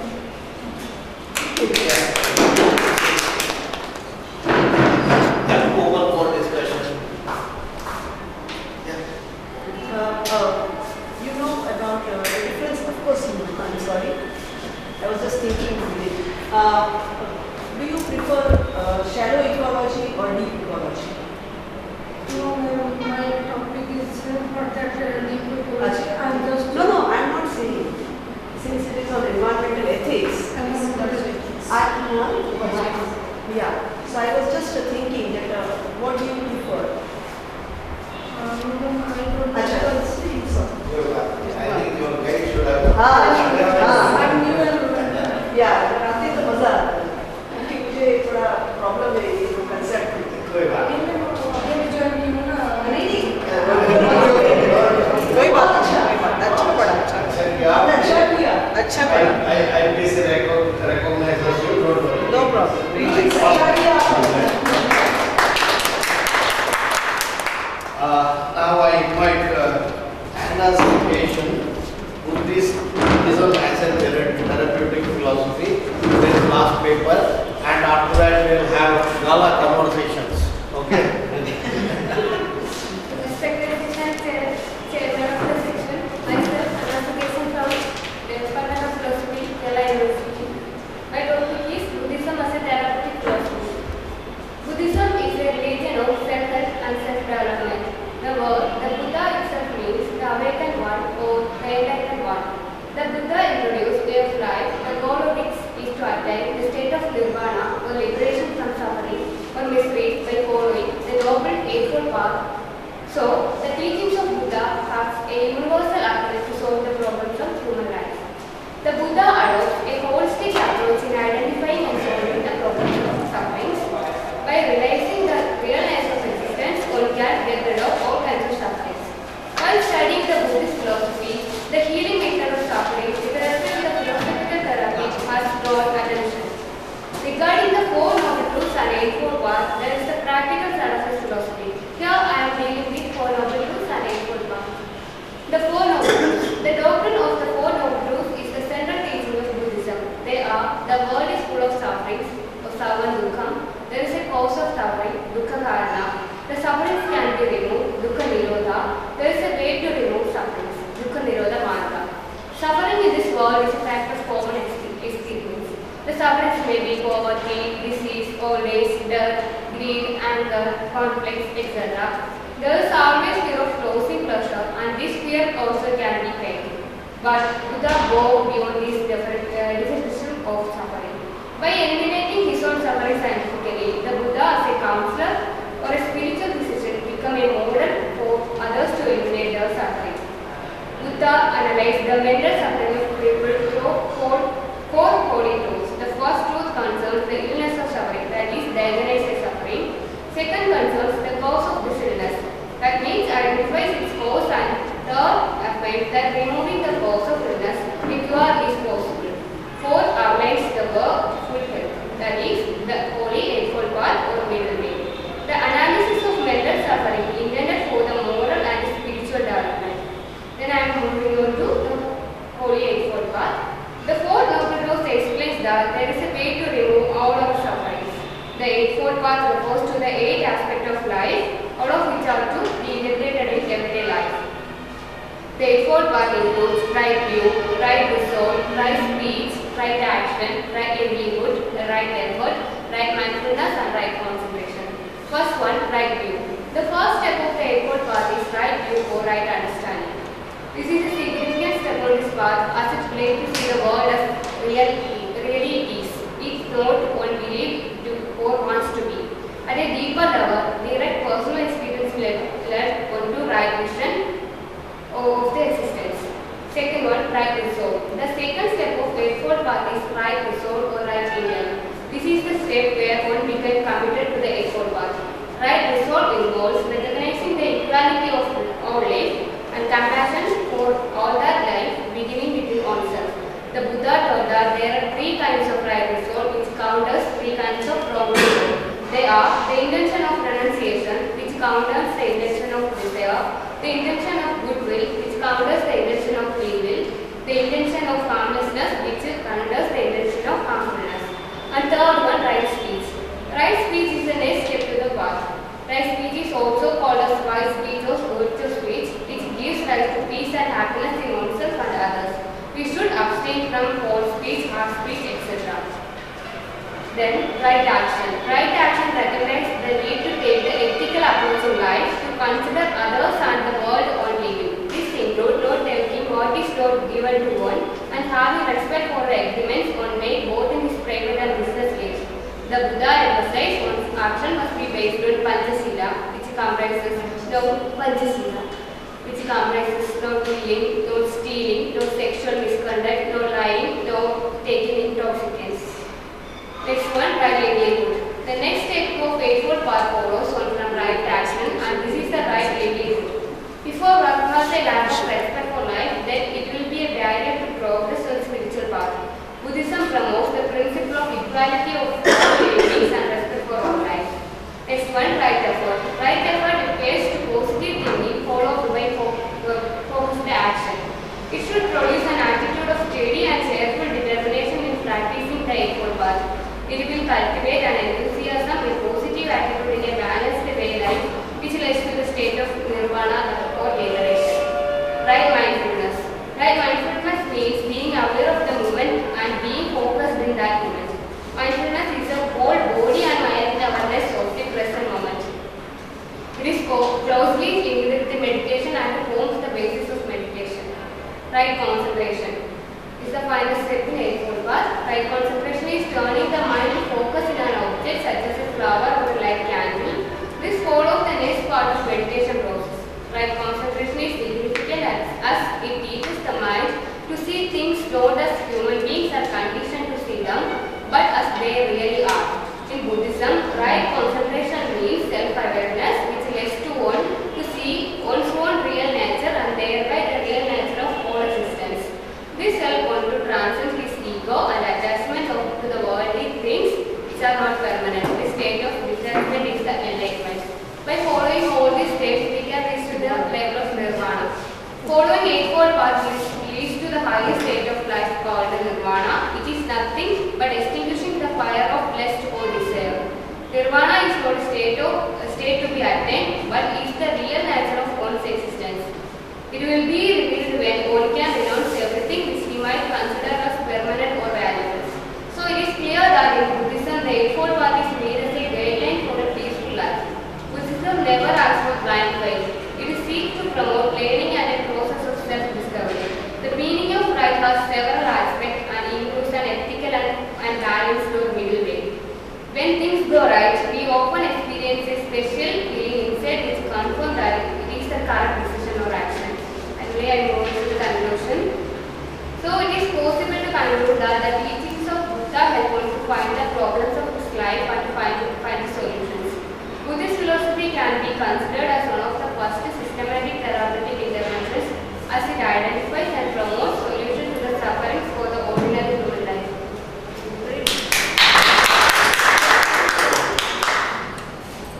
Yeah, now it's open for discussion. One could ask the question whether the therapeutic value of Buddhist philosophy extends beyond Buddhist philosophy. Buddha's smile. Buddha's smile. The Buddha's smile is a mode of destruction. Somebody writes that. So, what do you feel about it? No, she is telling that to you that I am going to do that paper tomorrow. The Buddha's smile. which nobody will understand. Yeah. It was a very nice. Yeah. All the best. God bless you. Thank you. Now, maybe you can consider what I said, no? Yeah. Because here Buddhism talks of good living, but how it's useful for curing. That aspect you can take it. Okay. Very For nice. further study. So I think we have come to the end of this program today. Now I think we can have a kind of conversation, as I told you earlier. It is not important that we should go on fighting or have a goody discussion. We can have a friendly fighting also, no problem. Friendly fighting is also a good thing. In philosophy, that is most welcome. At the same time, this somebody said yesterday, chamcha and all that, that also is not required. We need not say to be friendly with Amita, Dr. Amita, I should say everything is good about Amita. That kind of thing. And she need not tell everything good with Vinay Kumar, wonderful person. Not required. We can argue, we can have this little fighting and have a cup of tea also together. So Basic presumption here is to agree to disagree. Absolutely, that is one sentence he has put it so nicely. So we all agree at the very beginning to disagree and be happy, have a cup of tea together. Yeah. So I try to initiate short. Linguistics and spirituality is the result of man's conscious endeavor to harness civilization.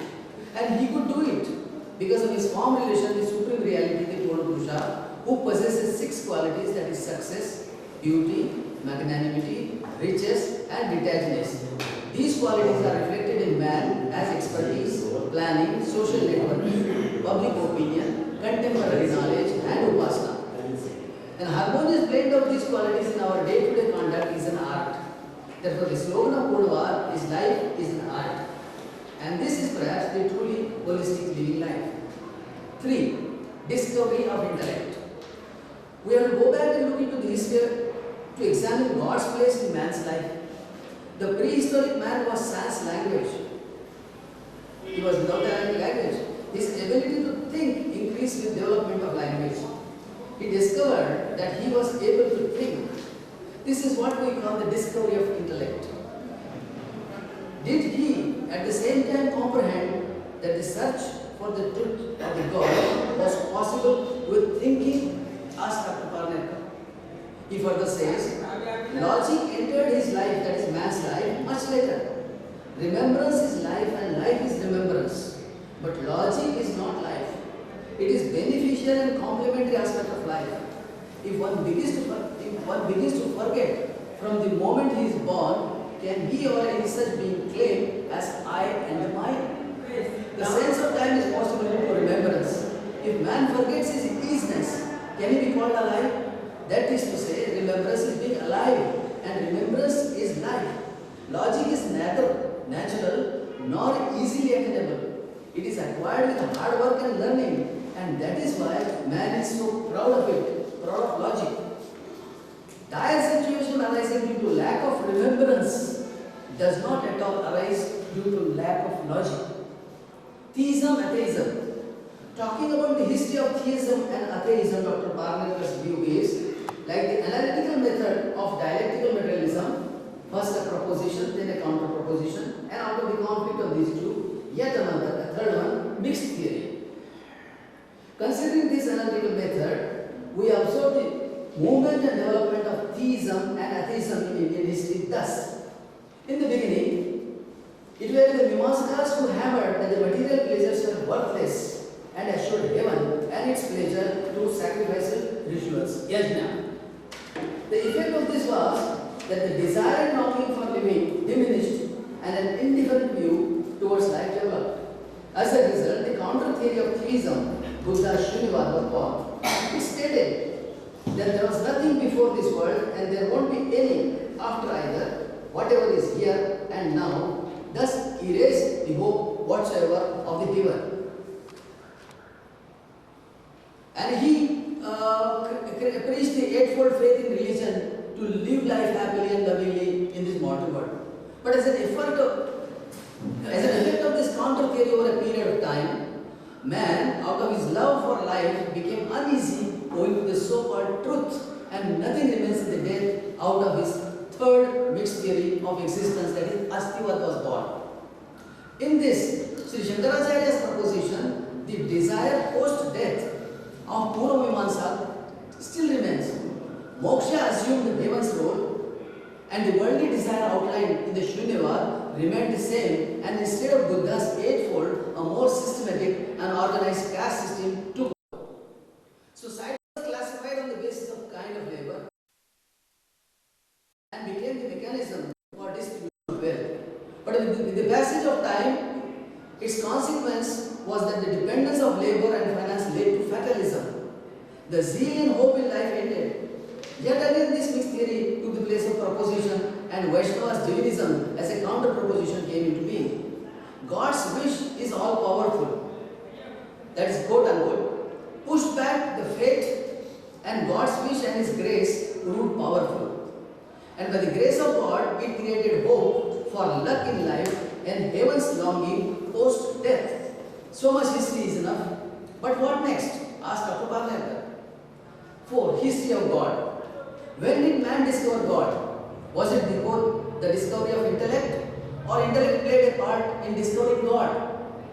Whatever edifice was erected, leaving no stone unturned since Vedic times about God, is it because he comprehended God, or because of his certitude of his non-existence? The Purusha Sukta in the Vedas describe him as Purusha, that is with features, and C.S. had his revelation with features. Says Dirghadama, this is a pseudonym taken by the sage, meaning pitch dark, ignorance. In his hymn of Asya Sukta provides a graphic description of Pura Purusha, the supreme reality with features as experienced by him. The doyen of Advaita, Sri Shankaracharya, in his philosophy, talks all through of the feature as Parabrahman, but at the same time, he was known in his real life for his devotion of goddess Sharadamba and the exuberantly devotional compositions in praise of goddesses as also several other deities. That is with features. The concept of God. The cardinal authorities of Sanatana Dharma, that is Shruti, Smruti and Purana, speak of him as with features. There is an undeniable role of God in practical features in man's life. We have experienced him so through the ages. The Trinity, that is the God, the Word and the Being, therefore need to be deliberated upon. That is the truly holistic deliberation in its entirety in order for it to be truly holistic experience.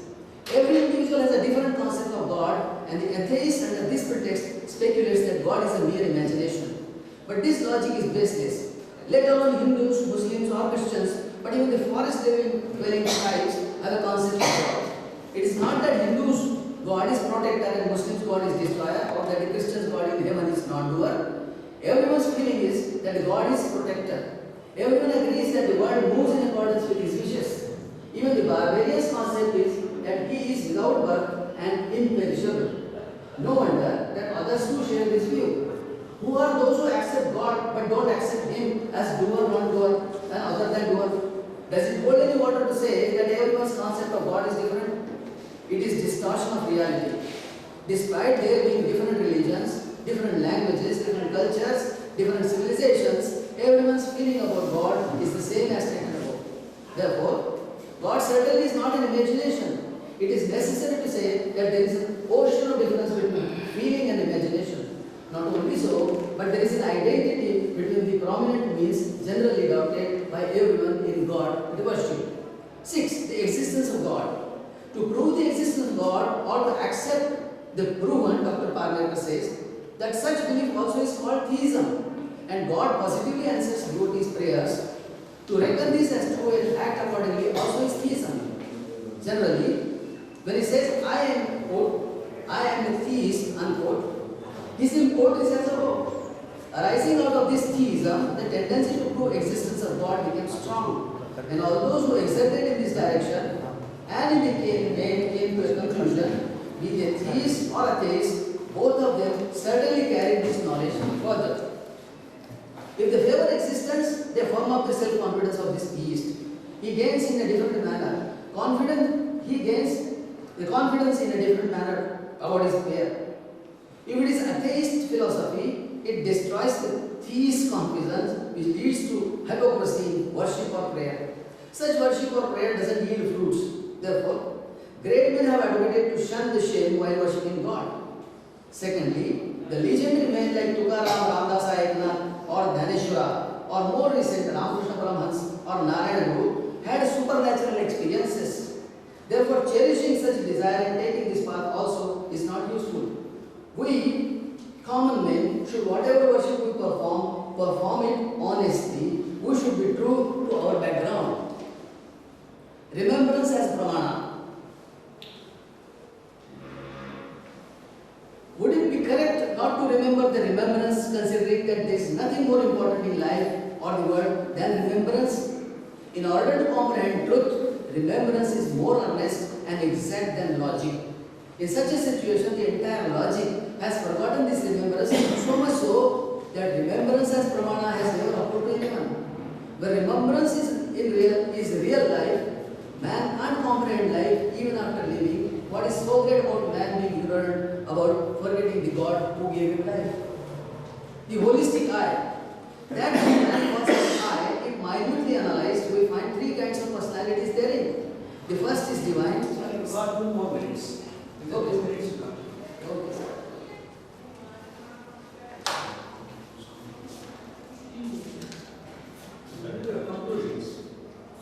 In conclusion, I would say, when man forgets God, even most trivial difficulties terrifying him, and as a result of his assumption that he is helpless and opposite side is more powerful, he becomes more helpless than what he actually is.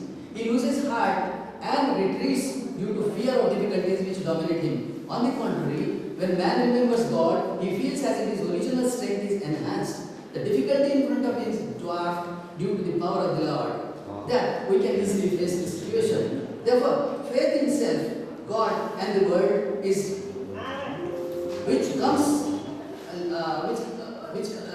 together simultaneously, that is holistically, is the key to living life.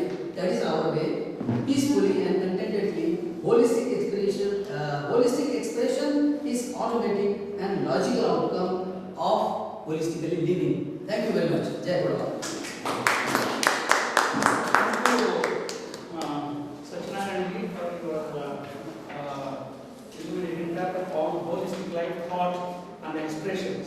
और वाक्य मार्गदर्शी वैज्ञानिक ढंग से स्पष्ट करने का प्रयास करते हैं, जो कि मूलतः अनुलक्षणों में एक ही स्तर पर वाक्यात्मक क्रिया को स्पष्ट करने का प्रयास किया गया है, जबकि बर्टरी ने वक्ता और श्रोता दोनों के स्तर पर ध्यान रखते हुए इस कोई बात का नाम स्थान किया है। This is a paper on philosophy planning, particularly traveling through textbooks, Nyaya, Mimamsa, and Vyakarna, and the papers. And those who can speak Hindi, please participate. Because he seems to be fluent and online. If they ask you in English, will you be able to answer in Hindi? Yeah. The question can be in English, and the answer will be in Hindi. Yes. बहुत अच्छा लगा लेकिन जी एक प्रश्न है कि ये पदार्थ बोध और शब्दार्थ बोध में क्या अंतर होगा और क्या वैयाकरण पदार्थ बोध की चर्चा करते हैं या शब्दार्थ बोध? वैयाकरण हमारे हिसाब से वो पद की चर्चा करते हैं, पदार्थ बोध की, शब्द बोध की चर्चा नहीं करते। तो हम क्या करेंगे, पदार्थ और शब्दार्थ में अंतर क्या है? पदार्थ और शब्दार्थ, हाँ, क्या दोनों एक ही हैं या अलग? एक्चुअली दरअसल ऐसा है कि जो शब्दबोध हम कह रहे हैं ना, तो वो शब्द भावना या वाक्यार्थ बोध ही है जो बर्तरी में माना है, ठीक है। और पद से जो पदार्थ आता है वो अभी तात्पर्य में जो कुमारी भट्ट है उन्होंने उसको बताया कि पद से पदार्थ आता है। तो पद जो स्वतंत्र पद अपना जो स्वतंत्र अर्थ रखता है वो पदार्थ है, और जो वाक्यार्थ बोध है जिसमें संपूर्ण अर्थ प्रदान होता है वो वाक्यार्थ बोध है।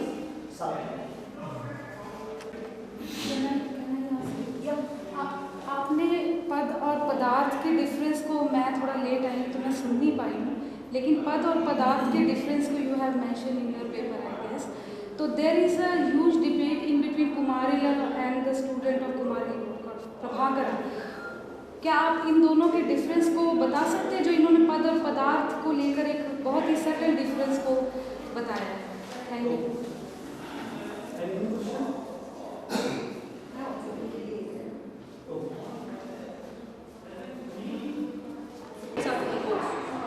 Now, Monism as a way of looking at things has not been alien to the philosophical mind. It started back from Aristotle when he said that the sum is greater than the parts of the whole.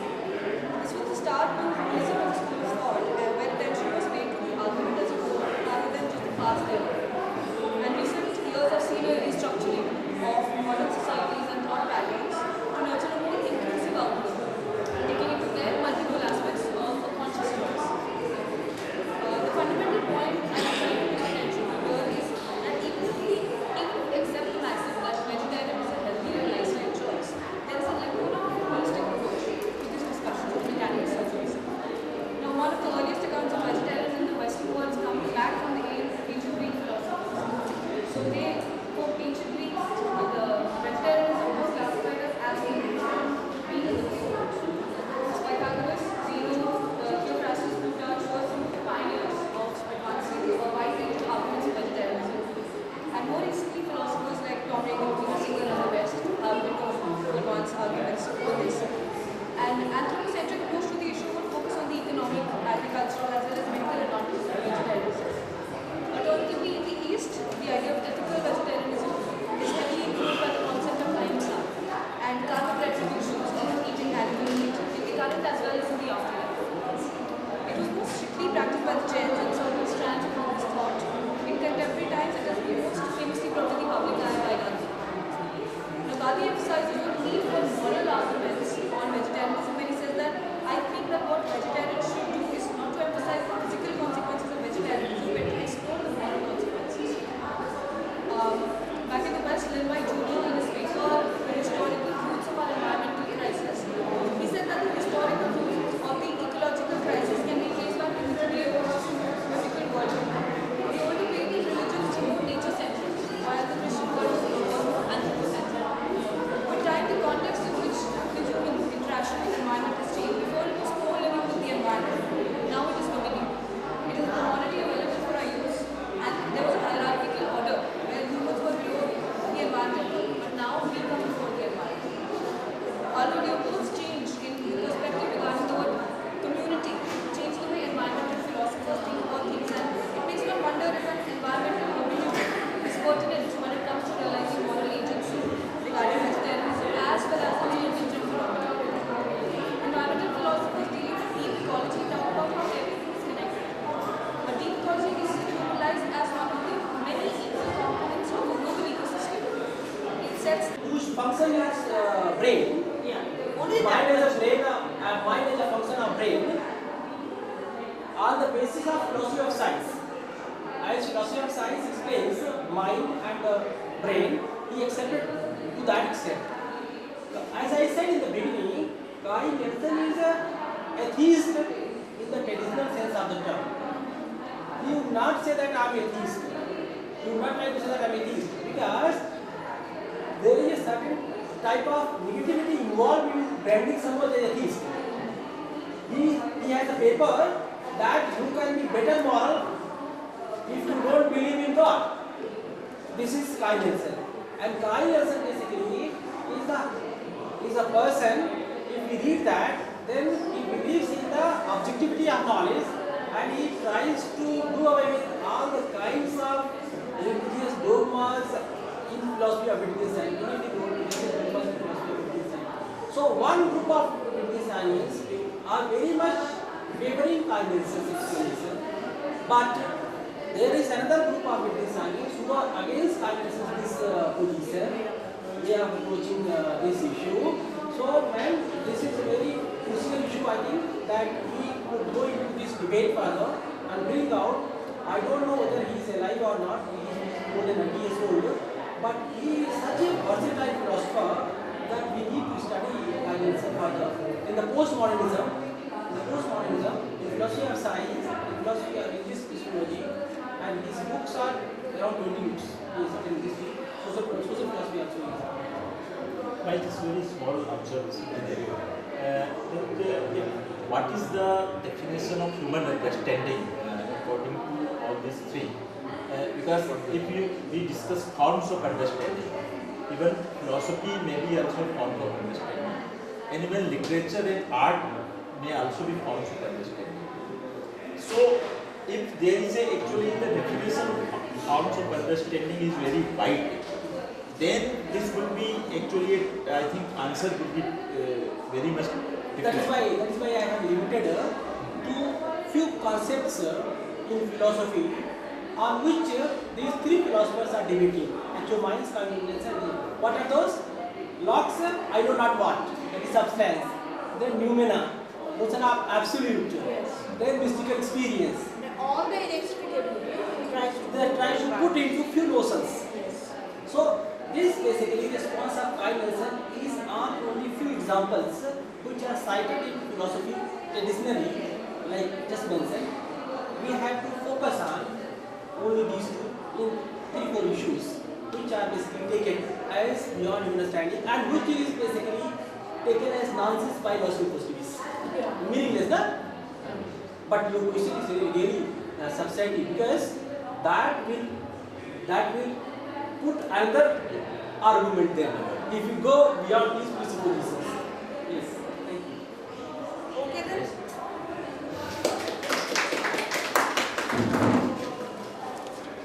So now I invite Professor Ishwar Singh to present his paper. Yes. I'll take my pen. Ishwar, please help me. From the very start, you do not spoke anything about mindfulness. I will request them to. So my ideal of a total man is Rabindranath Tagore's holistic approach to education. Yes. Or I am daring to say something about Tagore in front of No, I am nothing. I am just what I can say. And holding anything agency after nothing. Rabindranath Tagore is well known for educational innovations like Shanti Niketan and Vishwas. He is remembered as writer, Vinasha Man, poet, philosopher, and as an educational innovator par excellence.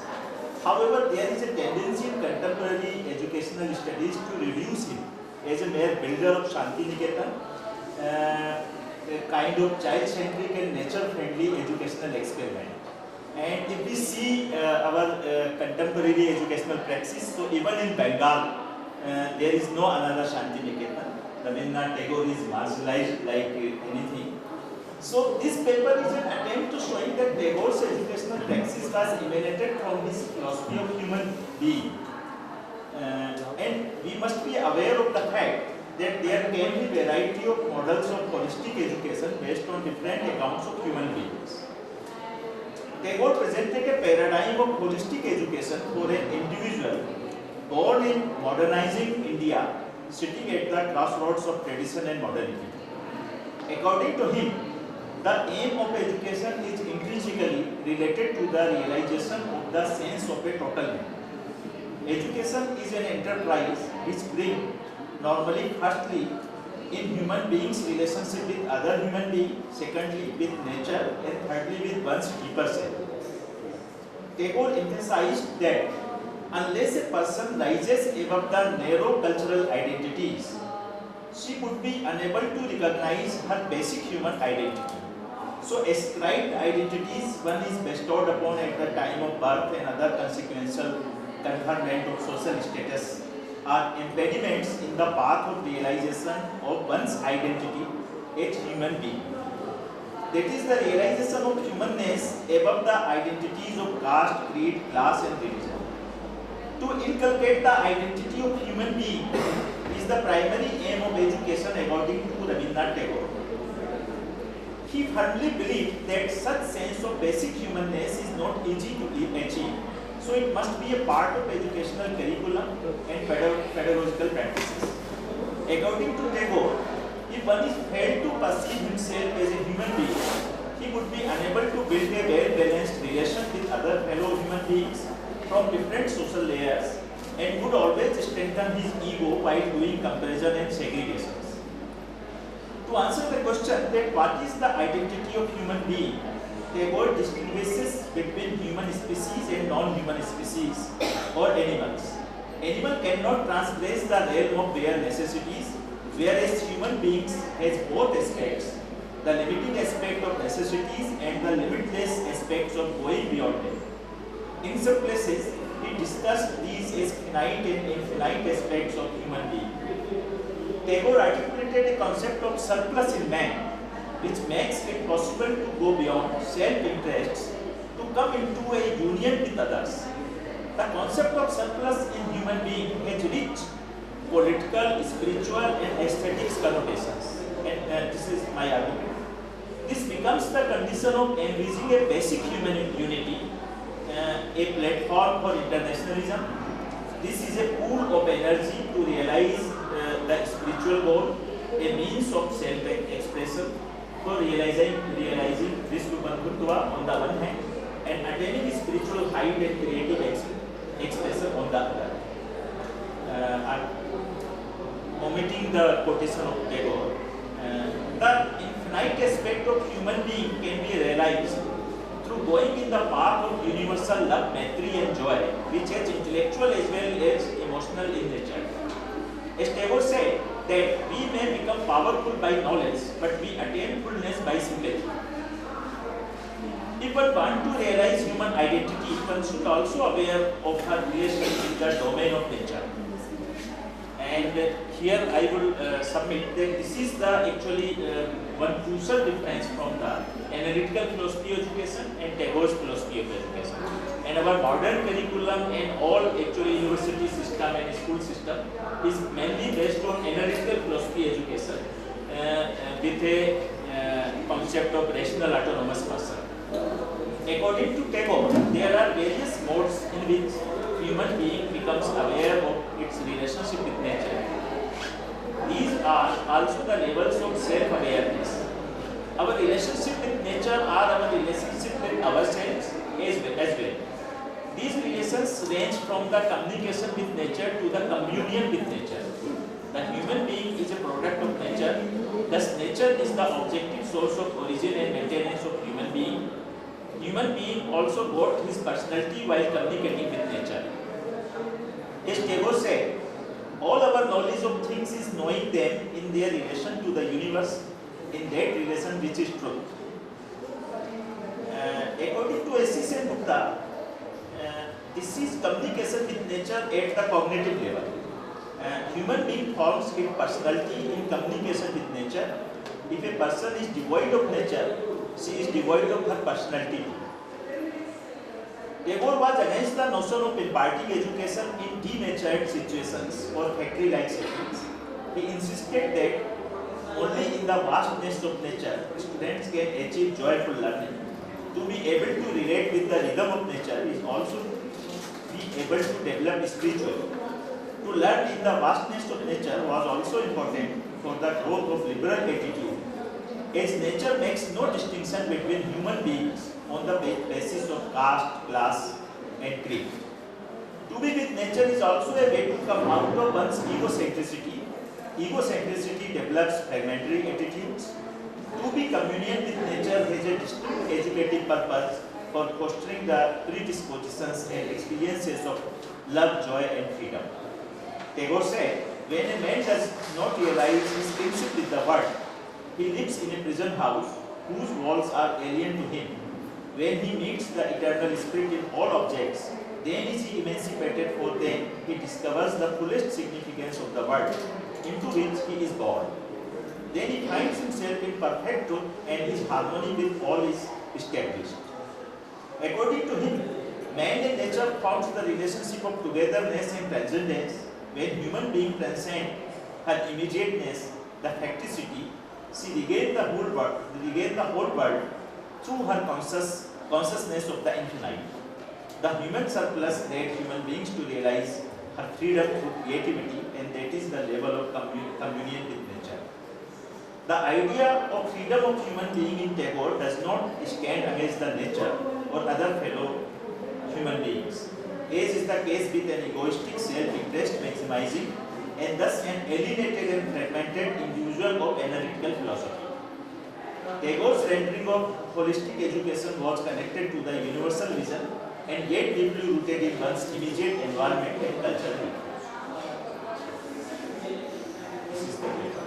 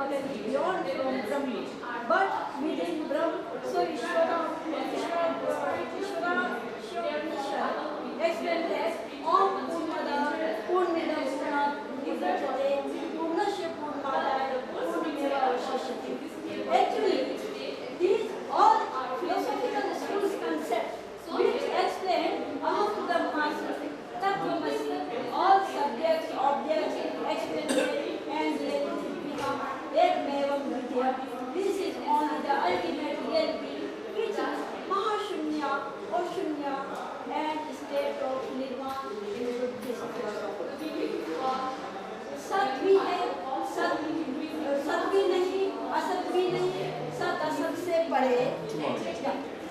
These all concepts explain the concept of reality, which is kind of just like physics. So, physics explains it in this word. The more general or natural laws is the simpler it is, and it cannot always said by certainty and finally.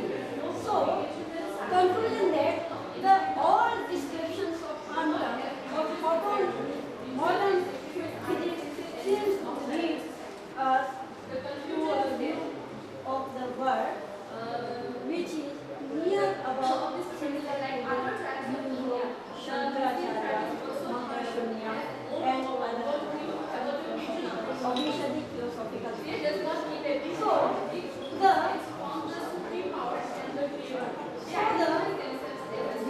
analysis of the parallel and the principal of modern physics, quantum, and the metaphysical and mystical philosophy of the first given regarding the ultimate nature of nature. So, what is the word that is in the Indian philosophy? We always life should be Shubh, Mangal, and Kanya. So always they always first human. So actually, what is the reality? Reality is and so physics is also unable to explain ultimate reality. What is the ultimate reality?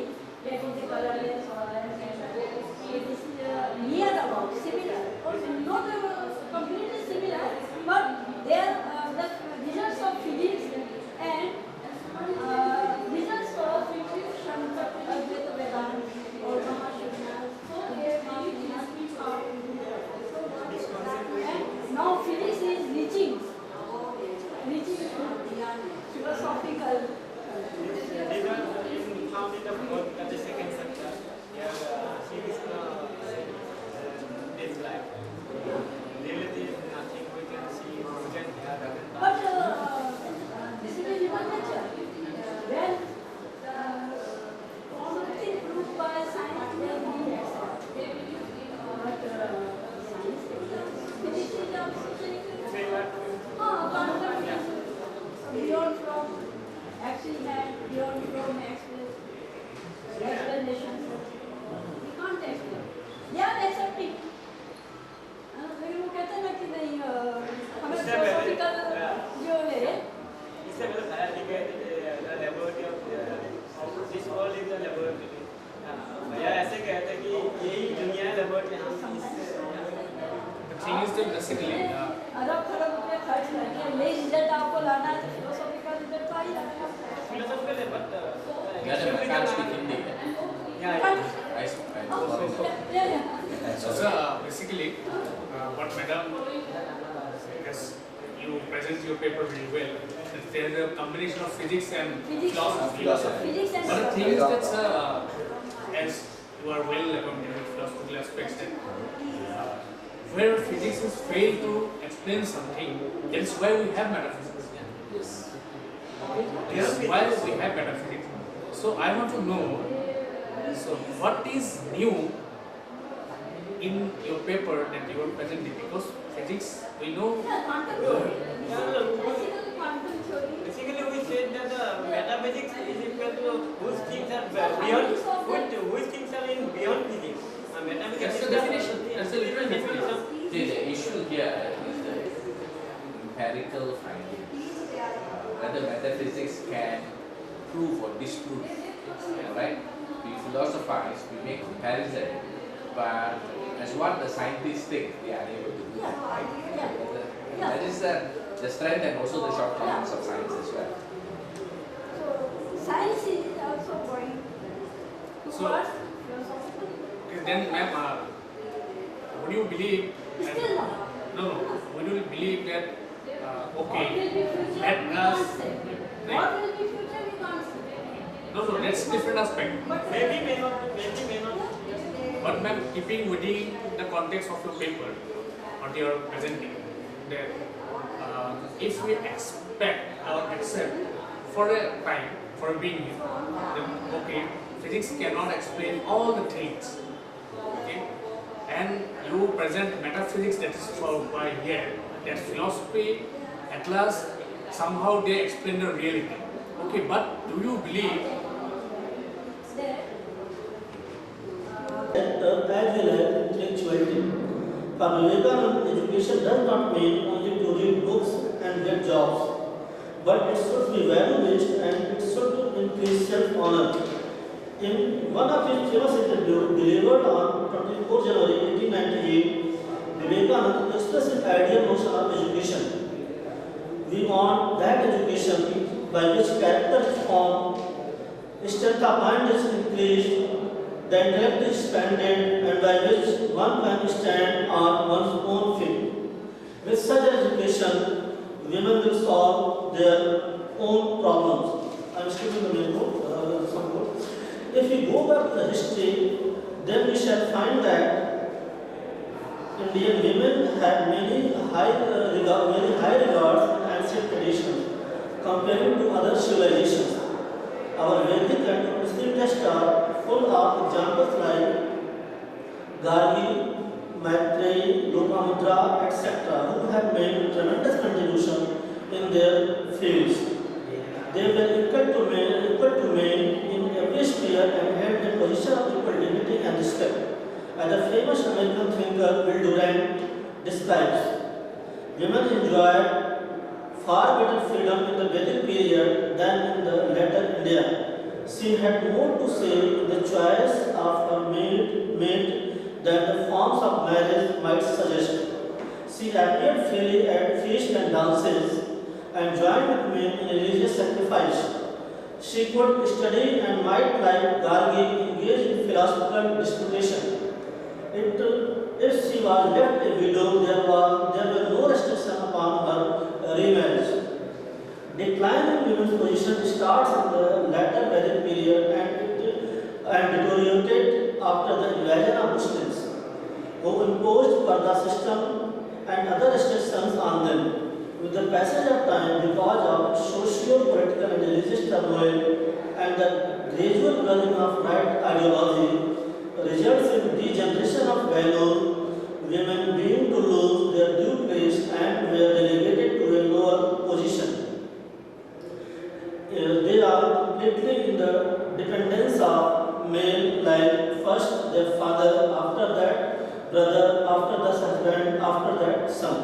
That is, they don't have any real independence. Absence of education and awareness, child marriage, polygamy, the cruel treatment of widow, no right to remarry, Shati, and the corrupt system of Devdashi, and different kinds of gender-based exploitation had put women in a state of abject helplessness and subjugation. Then came the 19th and 20th century socio-religious reforms movement led by Raja Ram Rai, Ishwar Vidyasagar, etc., addressing their causes which have resulted in the legal abolishment of many of these problems. But in spite of that, at ground level, the change is very minor. Being a practical Vedanti, Vivekananda analyzes the problems of women in a different way. In Vedanta, supreme reality is referred as Brahman, which is beyond gender differences. There is no such discrimination in the Atma. Therefore, there should not be any difference between man and women. All is Atman. He says in a conversation in 1901 at Belur Math. It is very difficult to understand why in this country so much difference is made between men and women, whereas the Vedanta declares that one and the same consciousness self is present in all beings. It will be very significant to mention here the recent developments of India, in which Bhumata Rangiri Brigade Trupti Desai led a successful movement to women for getting entry into the sanctum sanctorum of Sane Shinganapur temple in Ahmednagar, breaking 400 years old traditions. On the other hand, Swaraj Mahila Sangathan Chief Vanita Gupte entered into Trambakeshwar temple near Nashik and worshipped here. In an interview, I hope you remember, there is a huge chaos in the High Court, Supreme Court, everywhere, when the women filed a petition that they should have right to worship in this institution of these temples. In an interview, Trupti Desai said, when we bring out such issues, we are accused of being anti-Hindu and anti-religion. We are neither. We are just pro-women.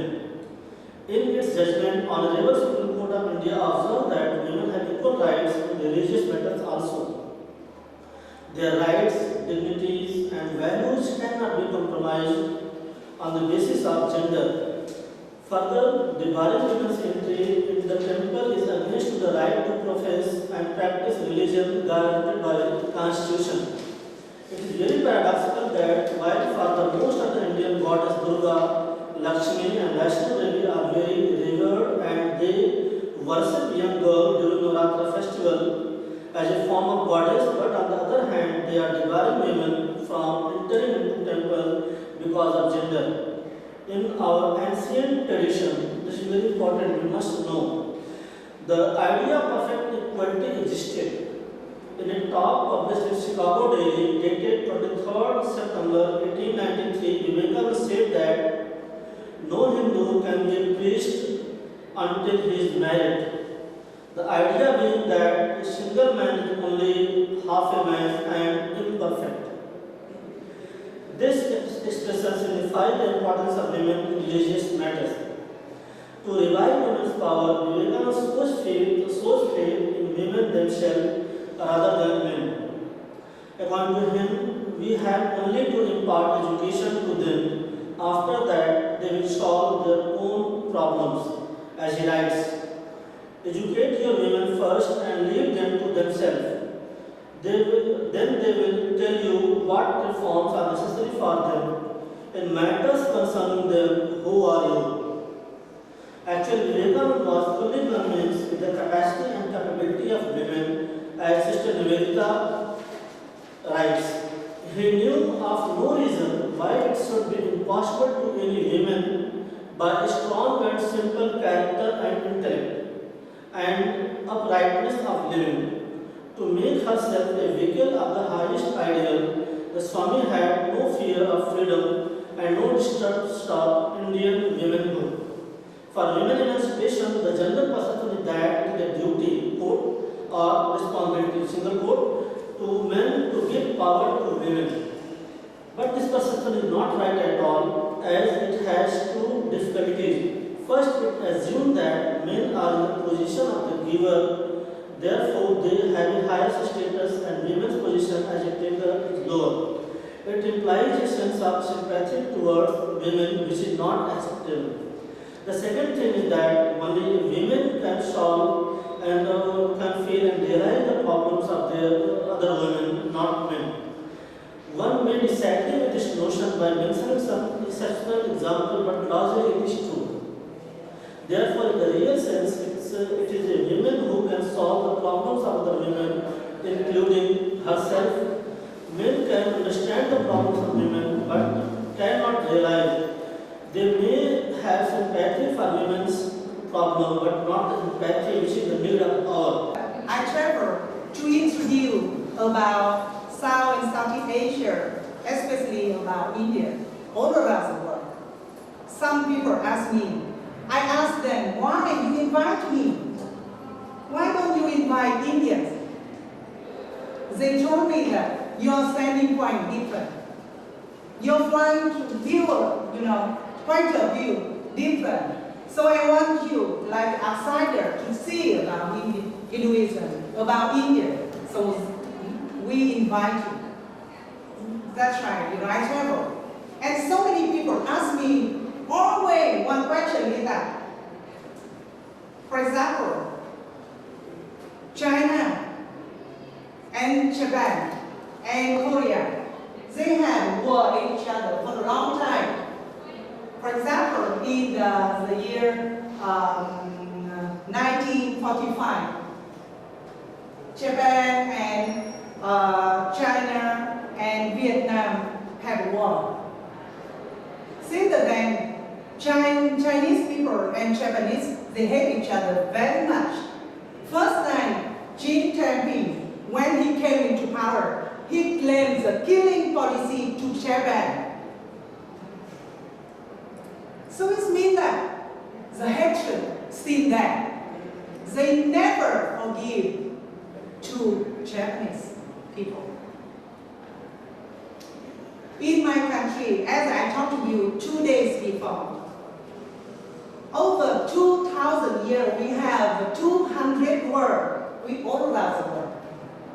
176 with Chinese people. And we don't have enough finger to count our enemies.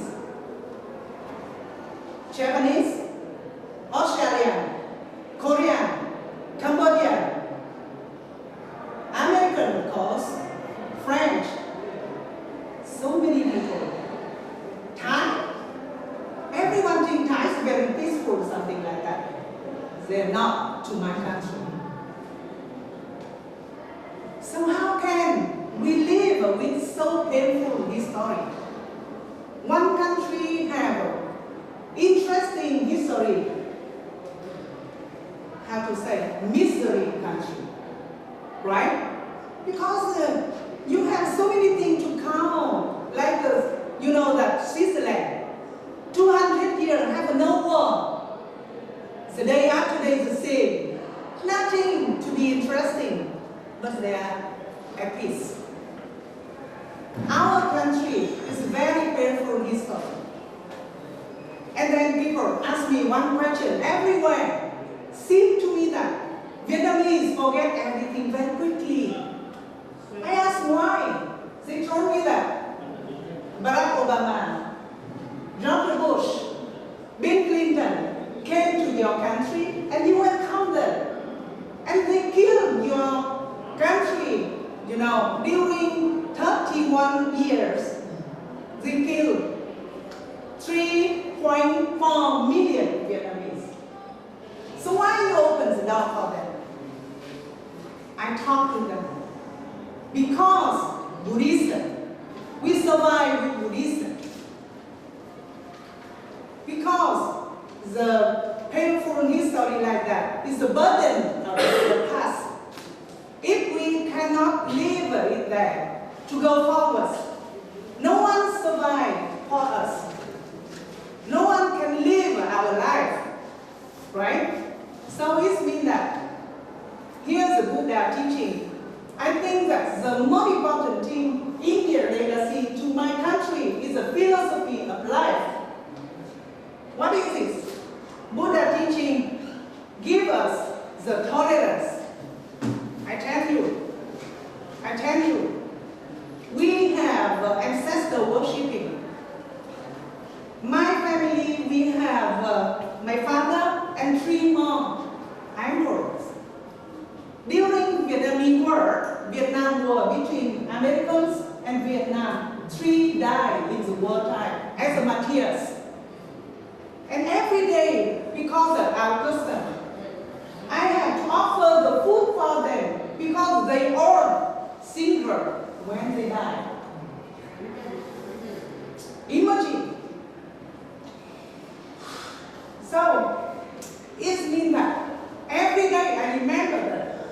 Right? How can I forget? But we forgive. You understand? For example, like Obama or George Bush or Bill Clinton or Donald Trump, they come to my country as a guest. Okay? So we are civilized. We behave. They are our guests. But if they come as an enemy, they want to dominate. No one in the world can prevent us to fight with them.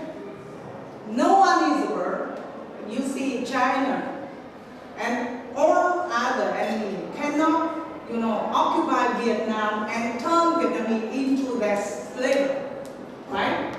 We don't afraid of anyone. But because they are guests,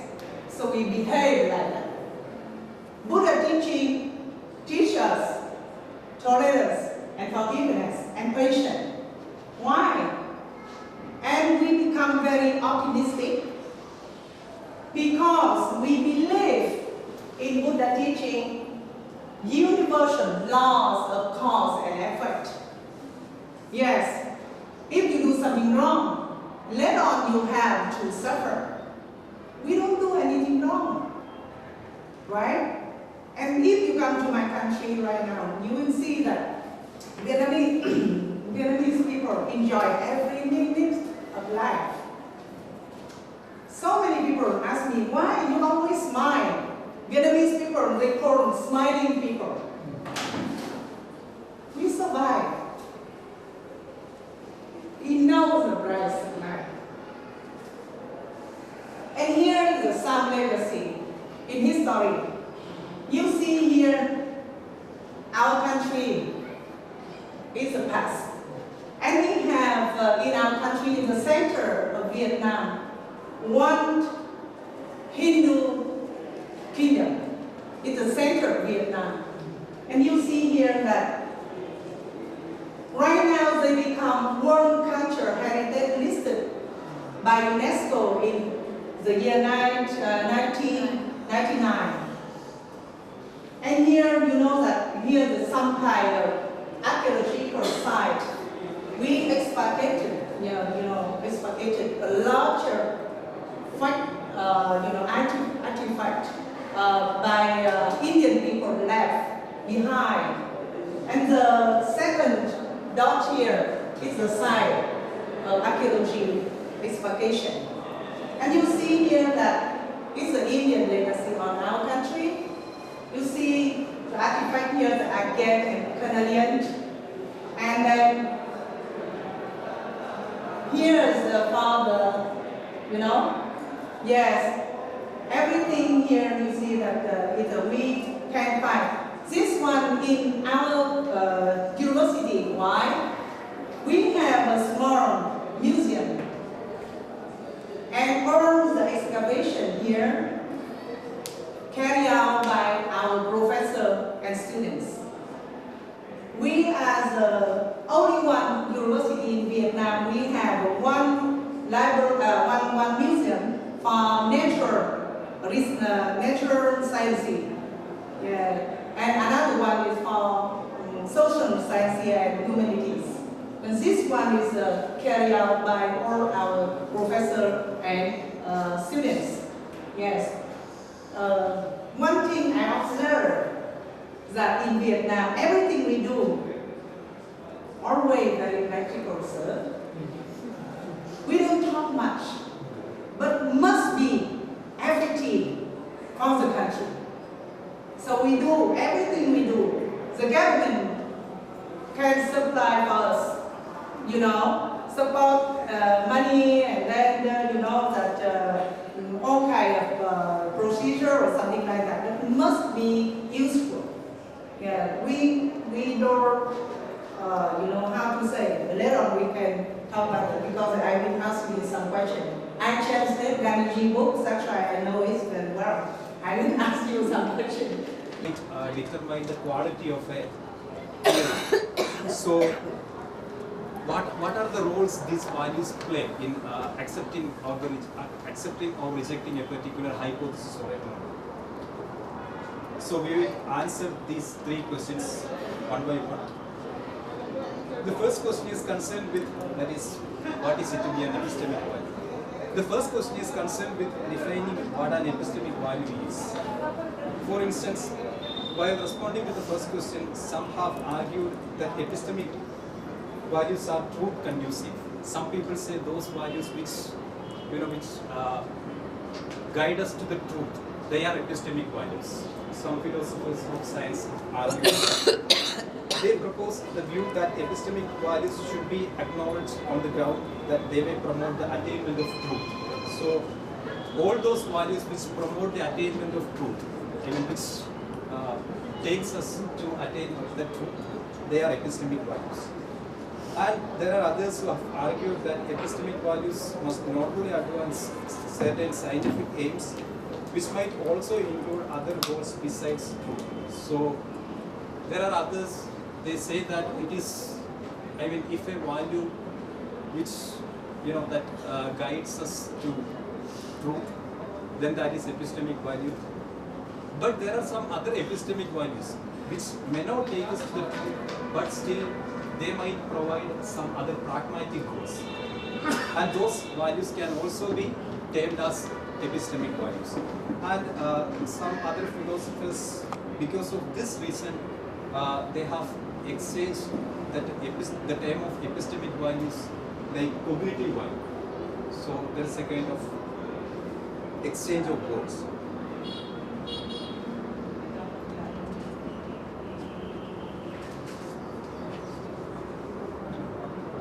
Now we move on to the question, second question, that is, what are the different kinds of epistemic values? The second question discusses the differences among those who agree what it is to be an epistemic value and what particular values might fit that criteria, the criterion of epistemic value. Karl Popper, who is a well-known philosopher of science, he considers high degree of falsifiability as an epistemic value. So a scientific hypothesis can be accepted only if that can be falsified. And another great philosopher, Van Fresen, he accepts empirical arithmetic, that is as an epistemic value. Then Hilary Putnam, another philosopher of science, the realist, he argues that instrumental efficacy. So these are different philosophers, they put forth their own argument for terming a particular value as epistemic value. And then there are others who say that a clear-cut epistemic non-epistemic distinction is not possible. So there are certain values which might fall in the category of epistemic value. At the same time, in a different context, these values can be termed as non-epistemic values because they do not fulfill the criteria, whatever criteria they have applied to the status of epistemic value. According to them,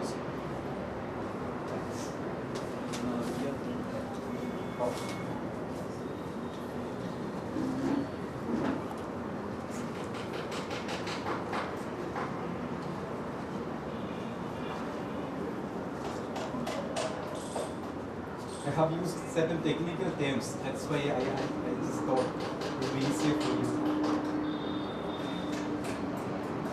So I am reading this part, the middle of it. According to the people who do not agree that an epistemic non-epistemic distinction is not possible, they say values such as simplicity, which often falls in the category of epistemic values, may also incorporate non-epistemic concept. I already said, it depends on the context. In a similar way, Helen Longino, she's a philosopher of science. She argues that novelty, applicability, and probability of heterogeneity may operate as alternative epistemic values. And there are others who argue against this thesis, and they say that these are certain non-epistemic values because they do not fulfill any kind of scientific, viability. So that should be dropped. In general, a list of accepted epistemic values varies in accordance with one's commitment to a particular school of thought. So the realists, the empiricists, so the people who belong to different schools of thought, they take different kinds of values, and that's how it goes. Now we move on to the characterization of epistemic values. I'll just elaborate what a particular epistemic value does in the acceptance of a theory or a hypothesis. And generally, I just term these values, all those epistemic values as homogeneous. And this homogeneity is being taught in a functional way. I categorize some values as homogeneous which fulfill two important criteria with regard to the evaluation of the scientific hypothesis. These are the two criteria which every epistemic value should fulfill. If they don't do, then they are not epistemic. First, they should act as a mark or indicator in exhibiting some of the epistemic virtues a hypothesis ought to have. A scientific hypothesis or a model should have certain qualities. So these qualities can be captured through the involvement of certain epistemic values. They should be able to, that is the second criteria, they should be able to validate scientific knowledge claims objectively. So this is another function of epistemic value. So every epistemic value should fulfill these two important criteria. Let us consider the first function of epistemic value, that is acting as a marker and indicator. In exhibiting certain epistemic virtues such as epistemic importance of confirming knowledge claims. The first importance often influences, the epistemic importance often influences the choice and the pursuit of theories or models in scientific research. And this importance is often influenced by epistemic values. So here, what I'm trying to say that epistemic importance is given in different ways. So a research that is being carried out in a particular context might be prioritized or that might be given importance over other research that is going on in a different context. So the epistemic importance is given that is given on the context, that depends on the context. And this is an example of that. Philosophers of science, they regularly call this standard curve fitting problem. That is the fitting problem is mainly used for assessing the accuracy of the data. So, for example, by fitting the curve to a data set, the scientists often choose between either a higher order polynomial or a lower order. This is just clear. The former has the advantage of measuring the data more accurately, but makes the curve less simple. So in general, I just skip this section. I'll just say what it is. Yeah. So here, when you use a data to the curve, there are two important values. One is accuracy and the other one is simplicity. So which one should we pick up? So that depends on the context. So here, the last sentence, the epistemic importance depends on the viability of epistemic values to fulfill certain expectation in a particular context. So whether accuracy should be given importance or simplicity should be given importance, that depends on the context. So now the second criteria of an epistemic value. That is, epistemic values function as an integral component to validate scientific knowledge claims objectively. Scientific objectivity is often characterized by the absence of contextual values and solely committed to the epistemic values in scientific reasoning. So all the epistemic values that is incorporated in accepting a hypothesis or a model, that should be in conformity with the objectivity.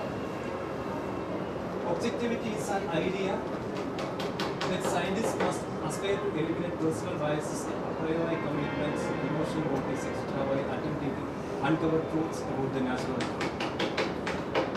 Okay, now, so I think you got the point. So it should be, all the epistemic values should be able to validate the knowledge claims, scientific knowledge claims objectively. So now we move to the importance. Could possibly be taken as yeah, right.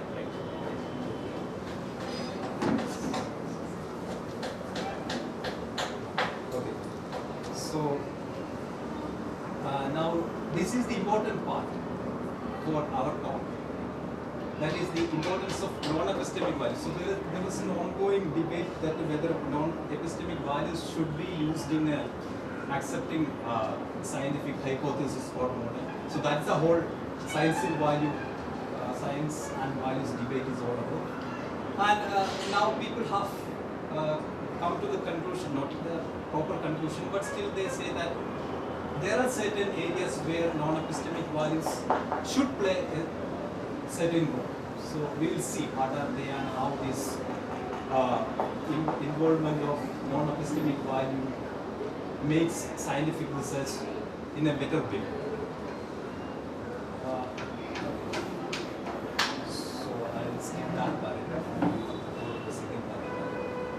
how that involvement of non-epistemic values, that debate began. The debate began with the work of C. Westerstmann, University of Science, Richard Bradner, and the acknowledgement that in addition to values shaping the direction of research, values were required to set what was thought to be sufficient evidence. Bradner pointedly argued that because science was not a deductive process and there was always an inductive gap between the evidence and the scientific claims being made, no scientific hypothesis is ever completely verified by this risk. One had to decide that the evidence is sufficiently strong or that the probability is sufficiently high to warrant the acceptance of hypothesis. So, in the science we do not get 100% of evidence for any research. So, but this depends on the probability and varying from 0 to 1. So, when there are such kind of risk in accepting a particular hypothesis or a model, we have to bring in certain non-epistemic values. These non-epistemic values are social in nature, they are ethical in nature, so they are not scientific.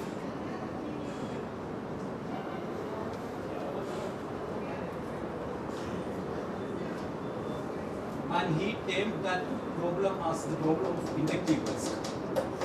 Inductive risk is the chance that one is wrong in accepting or rejecting a scientific hypothesis. This problem is widespread in various stages of scientific research, such as the choice of the methodology, characterization of evidence, and the interpretation of data. These are various phases of scientific research. This meant that social and ethical values, which come under the category of non-epistemic values, had a legitimate role in deciding whether a scientific claim is sufficiently justified. The determination of sufficient justification can include social and ethical values, weighing the importance of a mistake. So these non-epistemic values are used when I accept a hypothesis. What if it goes wrong? So sometimes the consequences of accepting a wrong hypothesis might cost you a lot. So in such cases, the role of non-epistemic values is very important.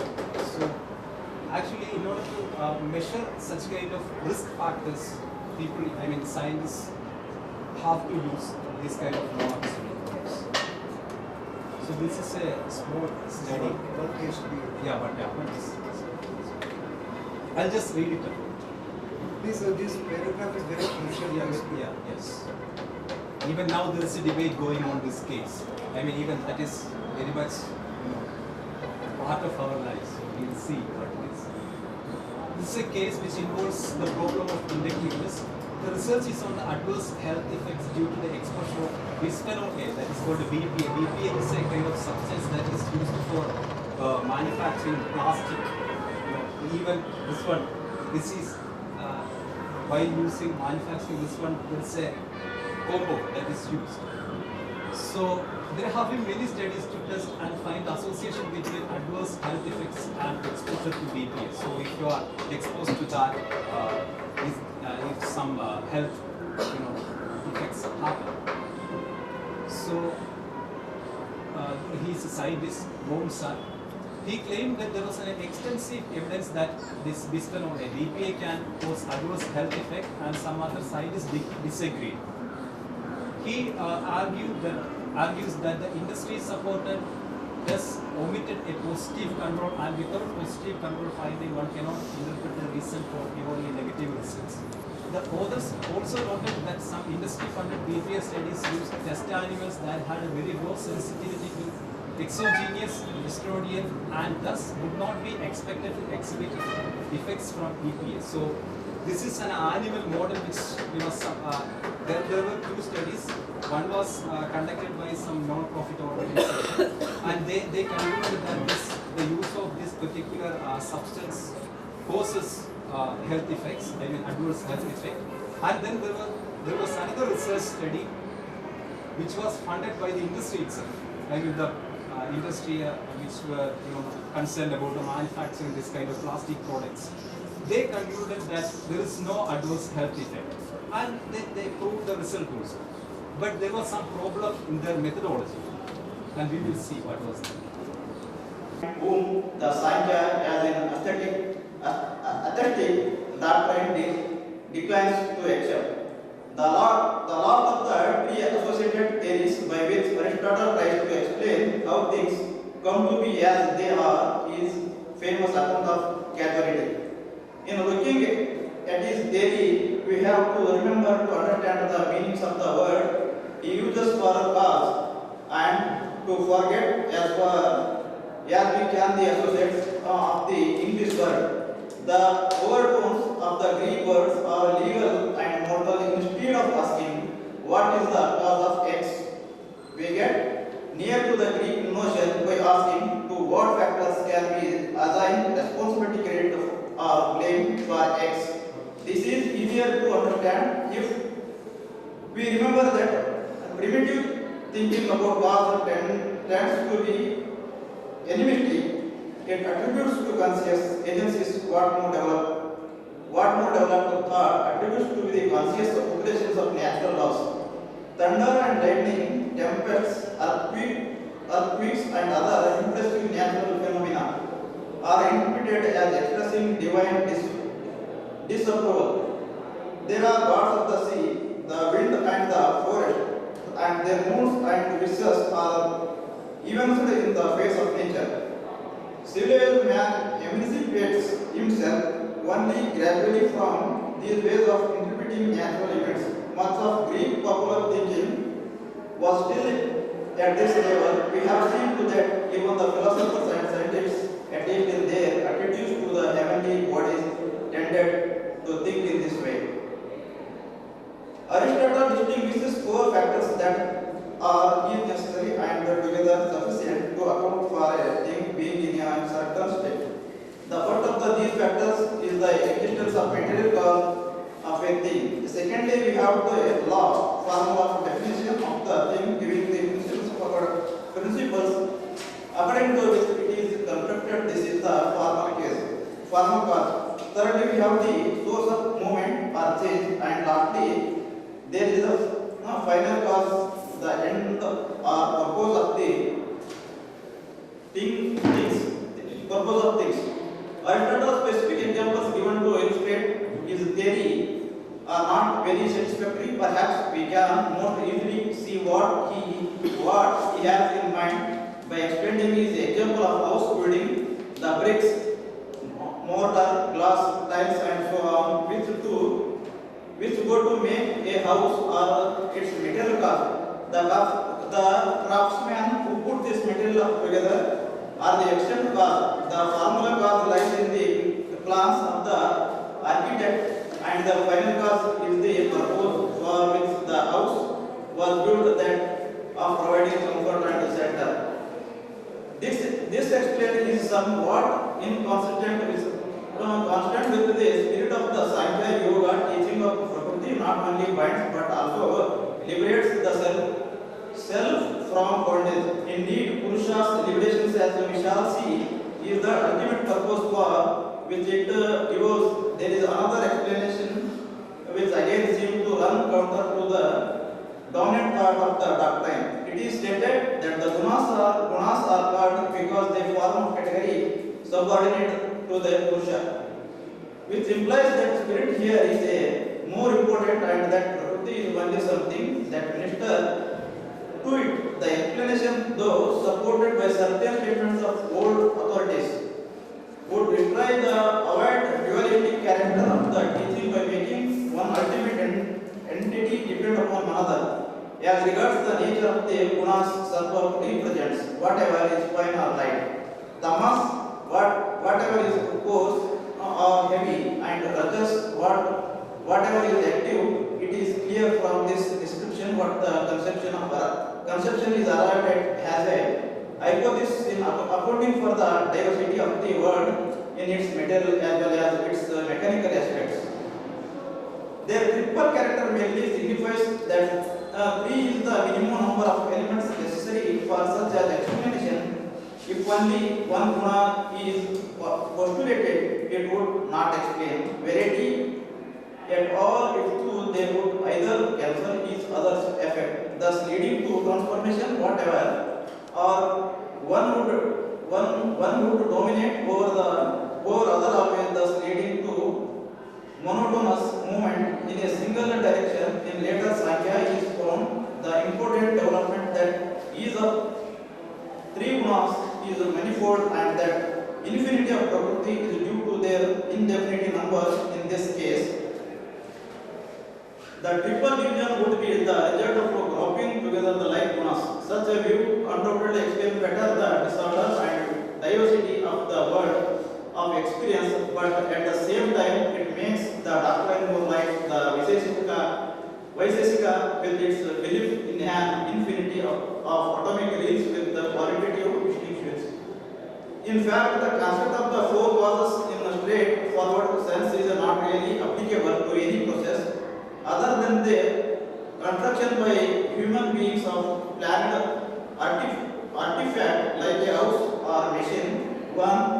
Once we turn to cause where no conscious foresight is involved, we have to stretch the notion of our final cause from that for the sake of which something is done to the much vaguer notions of unconscious purpose or function. In the end, the final cause of X comes to be no more than the last stage of the purpose of X development. The Greek words theos, like the English word end, carried the two meanings of an end in view and an end in the time. Thus, the final cause of biological change, like the growth of plant, came to be equated with the developed plant itself. In fact, Aristotle admits that the effect, formula, and final cause often coincide.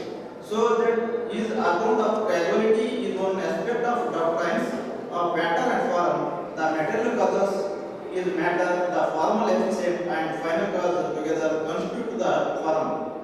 By the above explained, it is found that the Sankhya and Aristotle had some opinion about the material world. Prakriti is equivalent to matter and Purusha is equivalent to form. According to Aristotle, this material world potentially and it is on changing to the will of form. Hence, form is nothing, it is God. In Aristotle, God is actuality exists himself. Conclusion. Finally, I conclude that in the conclude part, I have to explain that there are many similarities and differences between Sankhya and Aristotle, Prakriti and Purusha, and form and matter. Sankhya explains 24 principles of world and 3 characters of the world, Rajas, Tamas and Sattvika. In the Aristotle philosophy, he explained 4 causes for the world: material cause, efficient cause, formal cause and final cause, which later he makes them into 2, that form and matter. According to Aristotle, everything in this world has its own goal, that is to reach its ultimate reality, mean to say its origin. We can call it has atom, everything is changing because of some cause behind that. According to Aristotle, it is called form, which is matter less form. In other words, it is God. In Sankhya also, Prakriti is changing because of there is force behind that. It is called Purusha, which is cause for changing this world. In Indian philosophy, much time this Purusha is nothing. It is God himself. According his will, this world is changing. God is Prakriti. He changed the world. This is what I found why. I compare the 2 great philosophical thoughts. The aim of my paper is to show the importance of Aristotle, form and matter, Prakriti, Purusha, Sankhya in the present time. Thank you, sir. Ramakrishna, let's open to the floor for questions. Any questions from the floor? I have a question. Yeah. Sir.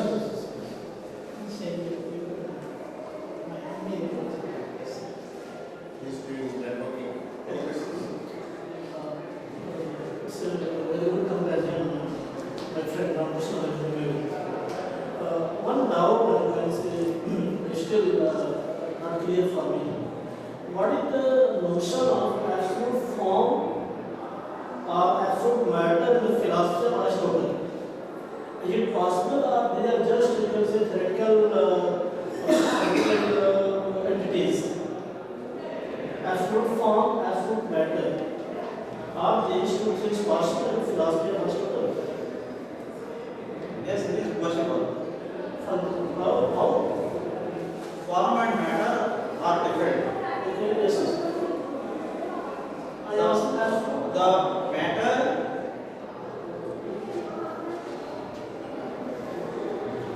example, the silver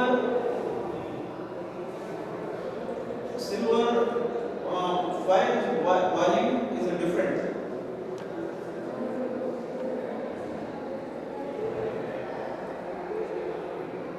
what is the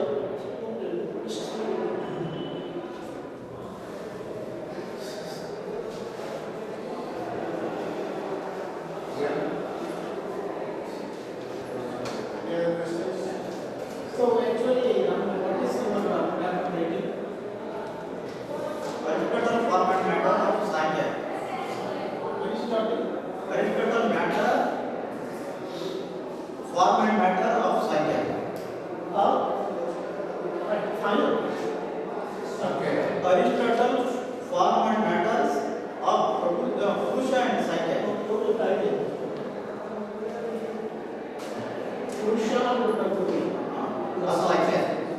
Here Aristotle form and matter. Aristotle form and matter. Sankhya's Purusha and Prakriti and Purusha. So they compare. So both are similar or any difference? Difference. Here Sankhya philosophy Purusha and Prakriti. So here Prakriti material, Purusha is conscious element in the world. Here in the matter and form. Matter and form, do you find any similarity between this? No similarity.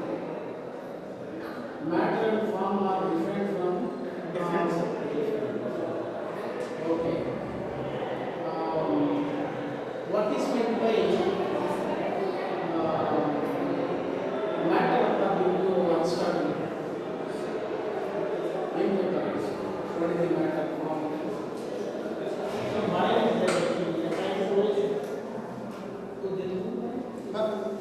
Open the door, open the door. Open the door. No, I was thinking, this is the noise. Too much noisy. So some people may come and No, the next session. Okay,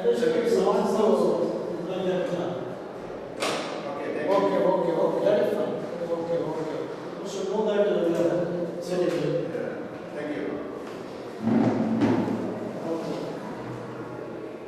Ramakrishna, say one quotation from Aristotle.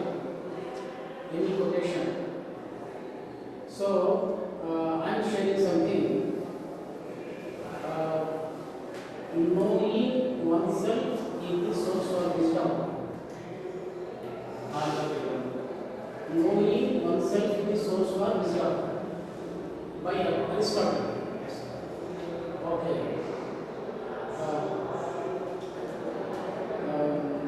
Say any quotation. We have any quotations by Aristotle.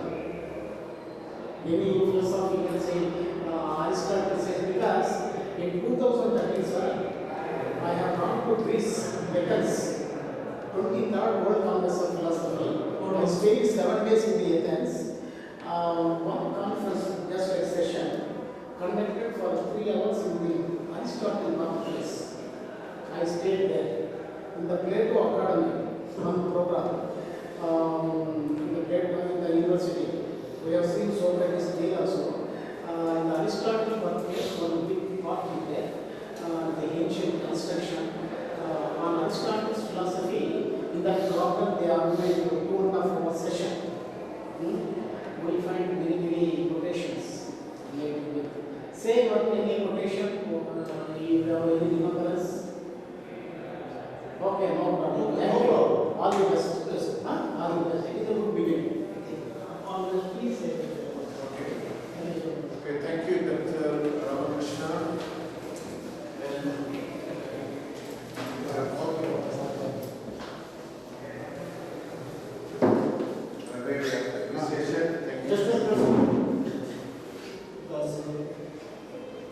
my fourth industrialization. We also have one more speaker. Yes, sir. Yes, sir. Okay, that is good. Then you are from organizing program, sir. Oh, what do you want? The concerned authorities have to supply the certificates to present the certificates to the paper presenters. I didn't get. What is it? What do you want? Participant certificate. That's what he announced already there. Whoever who are going today, they will get it today. But otherwise, they will get it tomorrow. No, some people are leaving tonight. So They have already said whoever who are going today, they can collect now. Okay. No, they have said already. Where they have to get in the office? In the office, yeah. That's why you make the funny sort of media.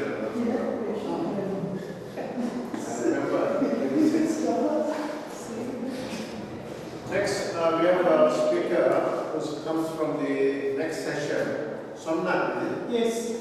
Okay, Dr. Somnath, please. I don't know what is the topic. It's on Swami Vivekananda's view on education. So it's rightly, so we have earlier, we have heard about the feminist talk, so we can say. Actually, my paper is in the session 2, but there is a clash between 2 sessions. Okay, no problem. Sorry, we are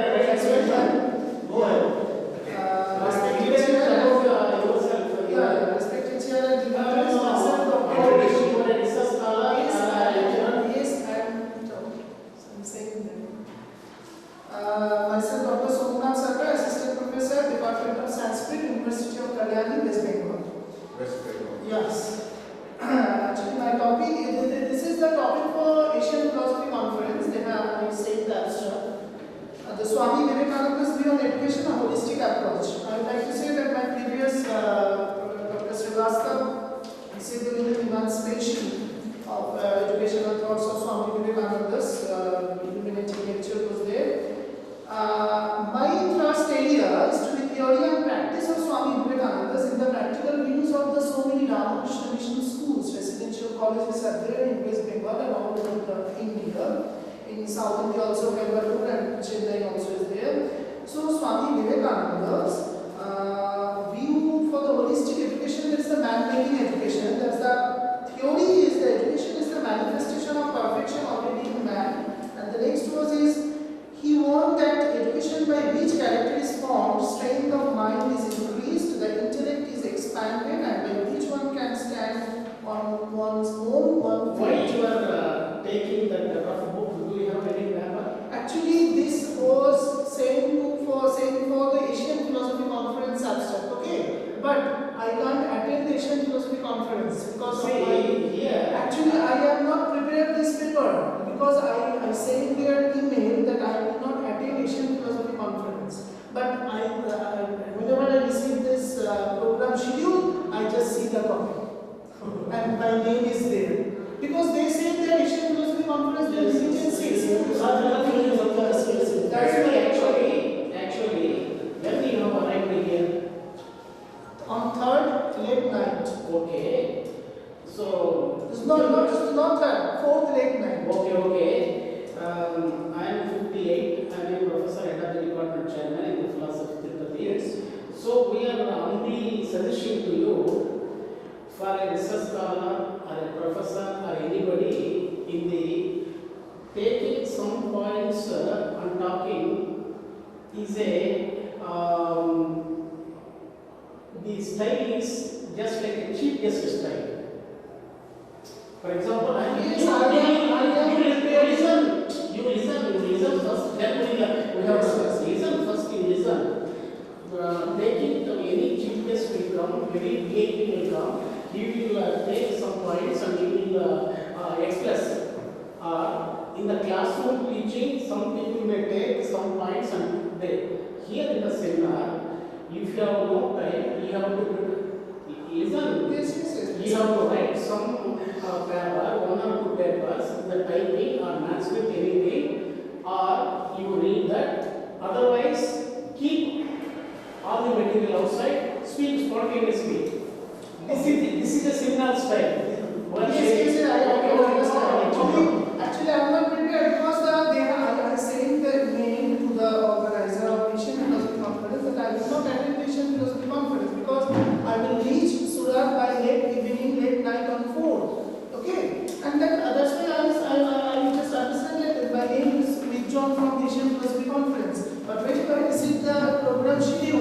advises RPC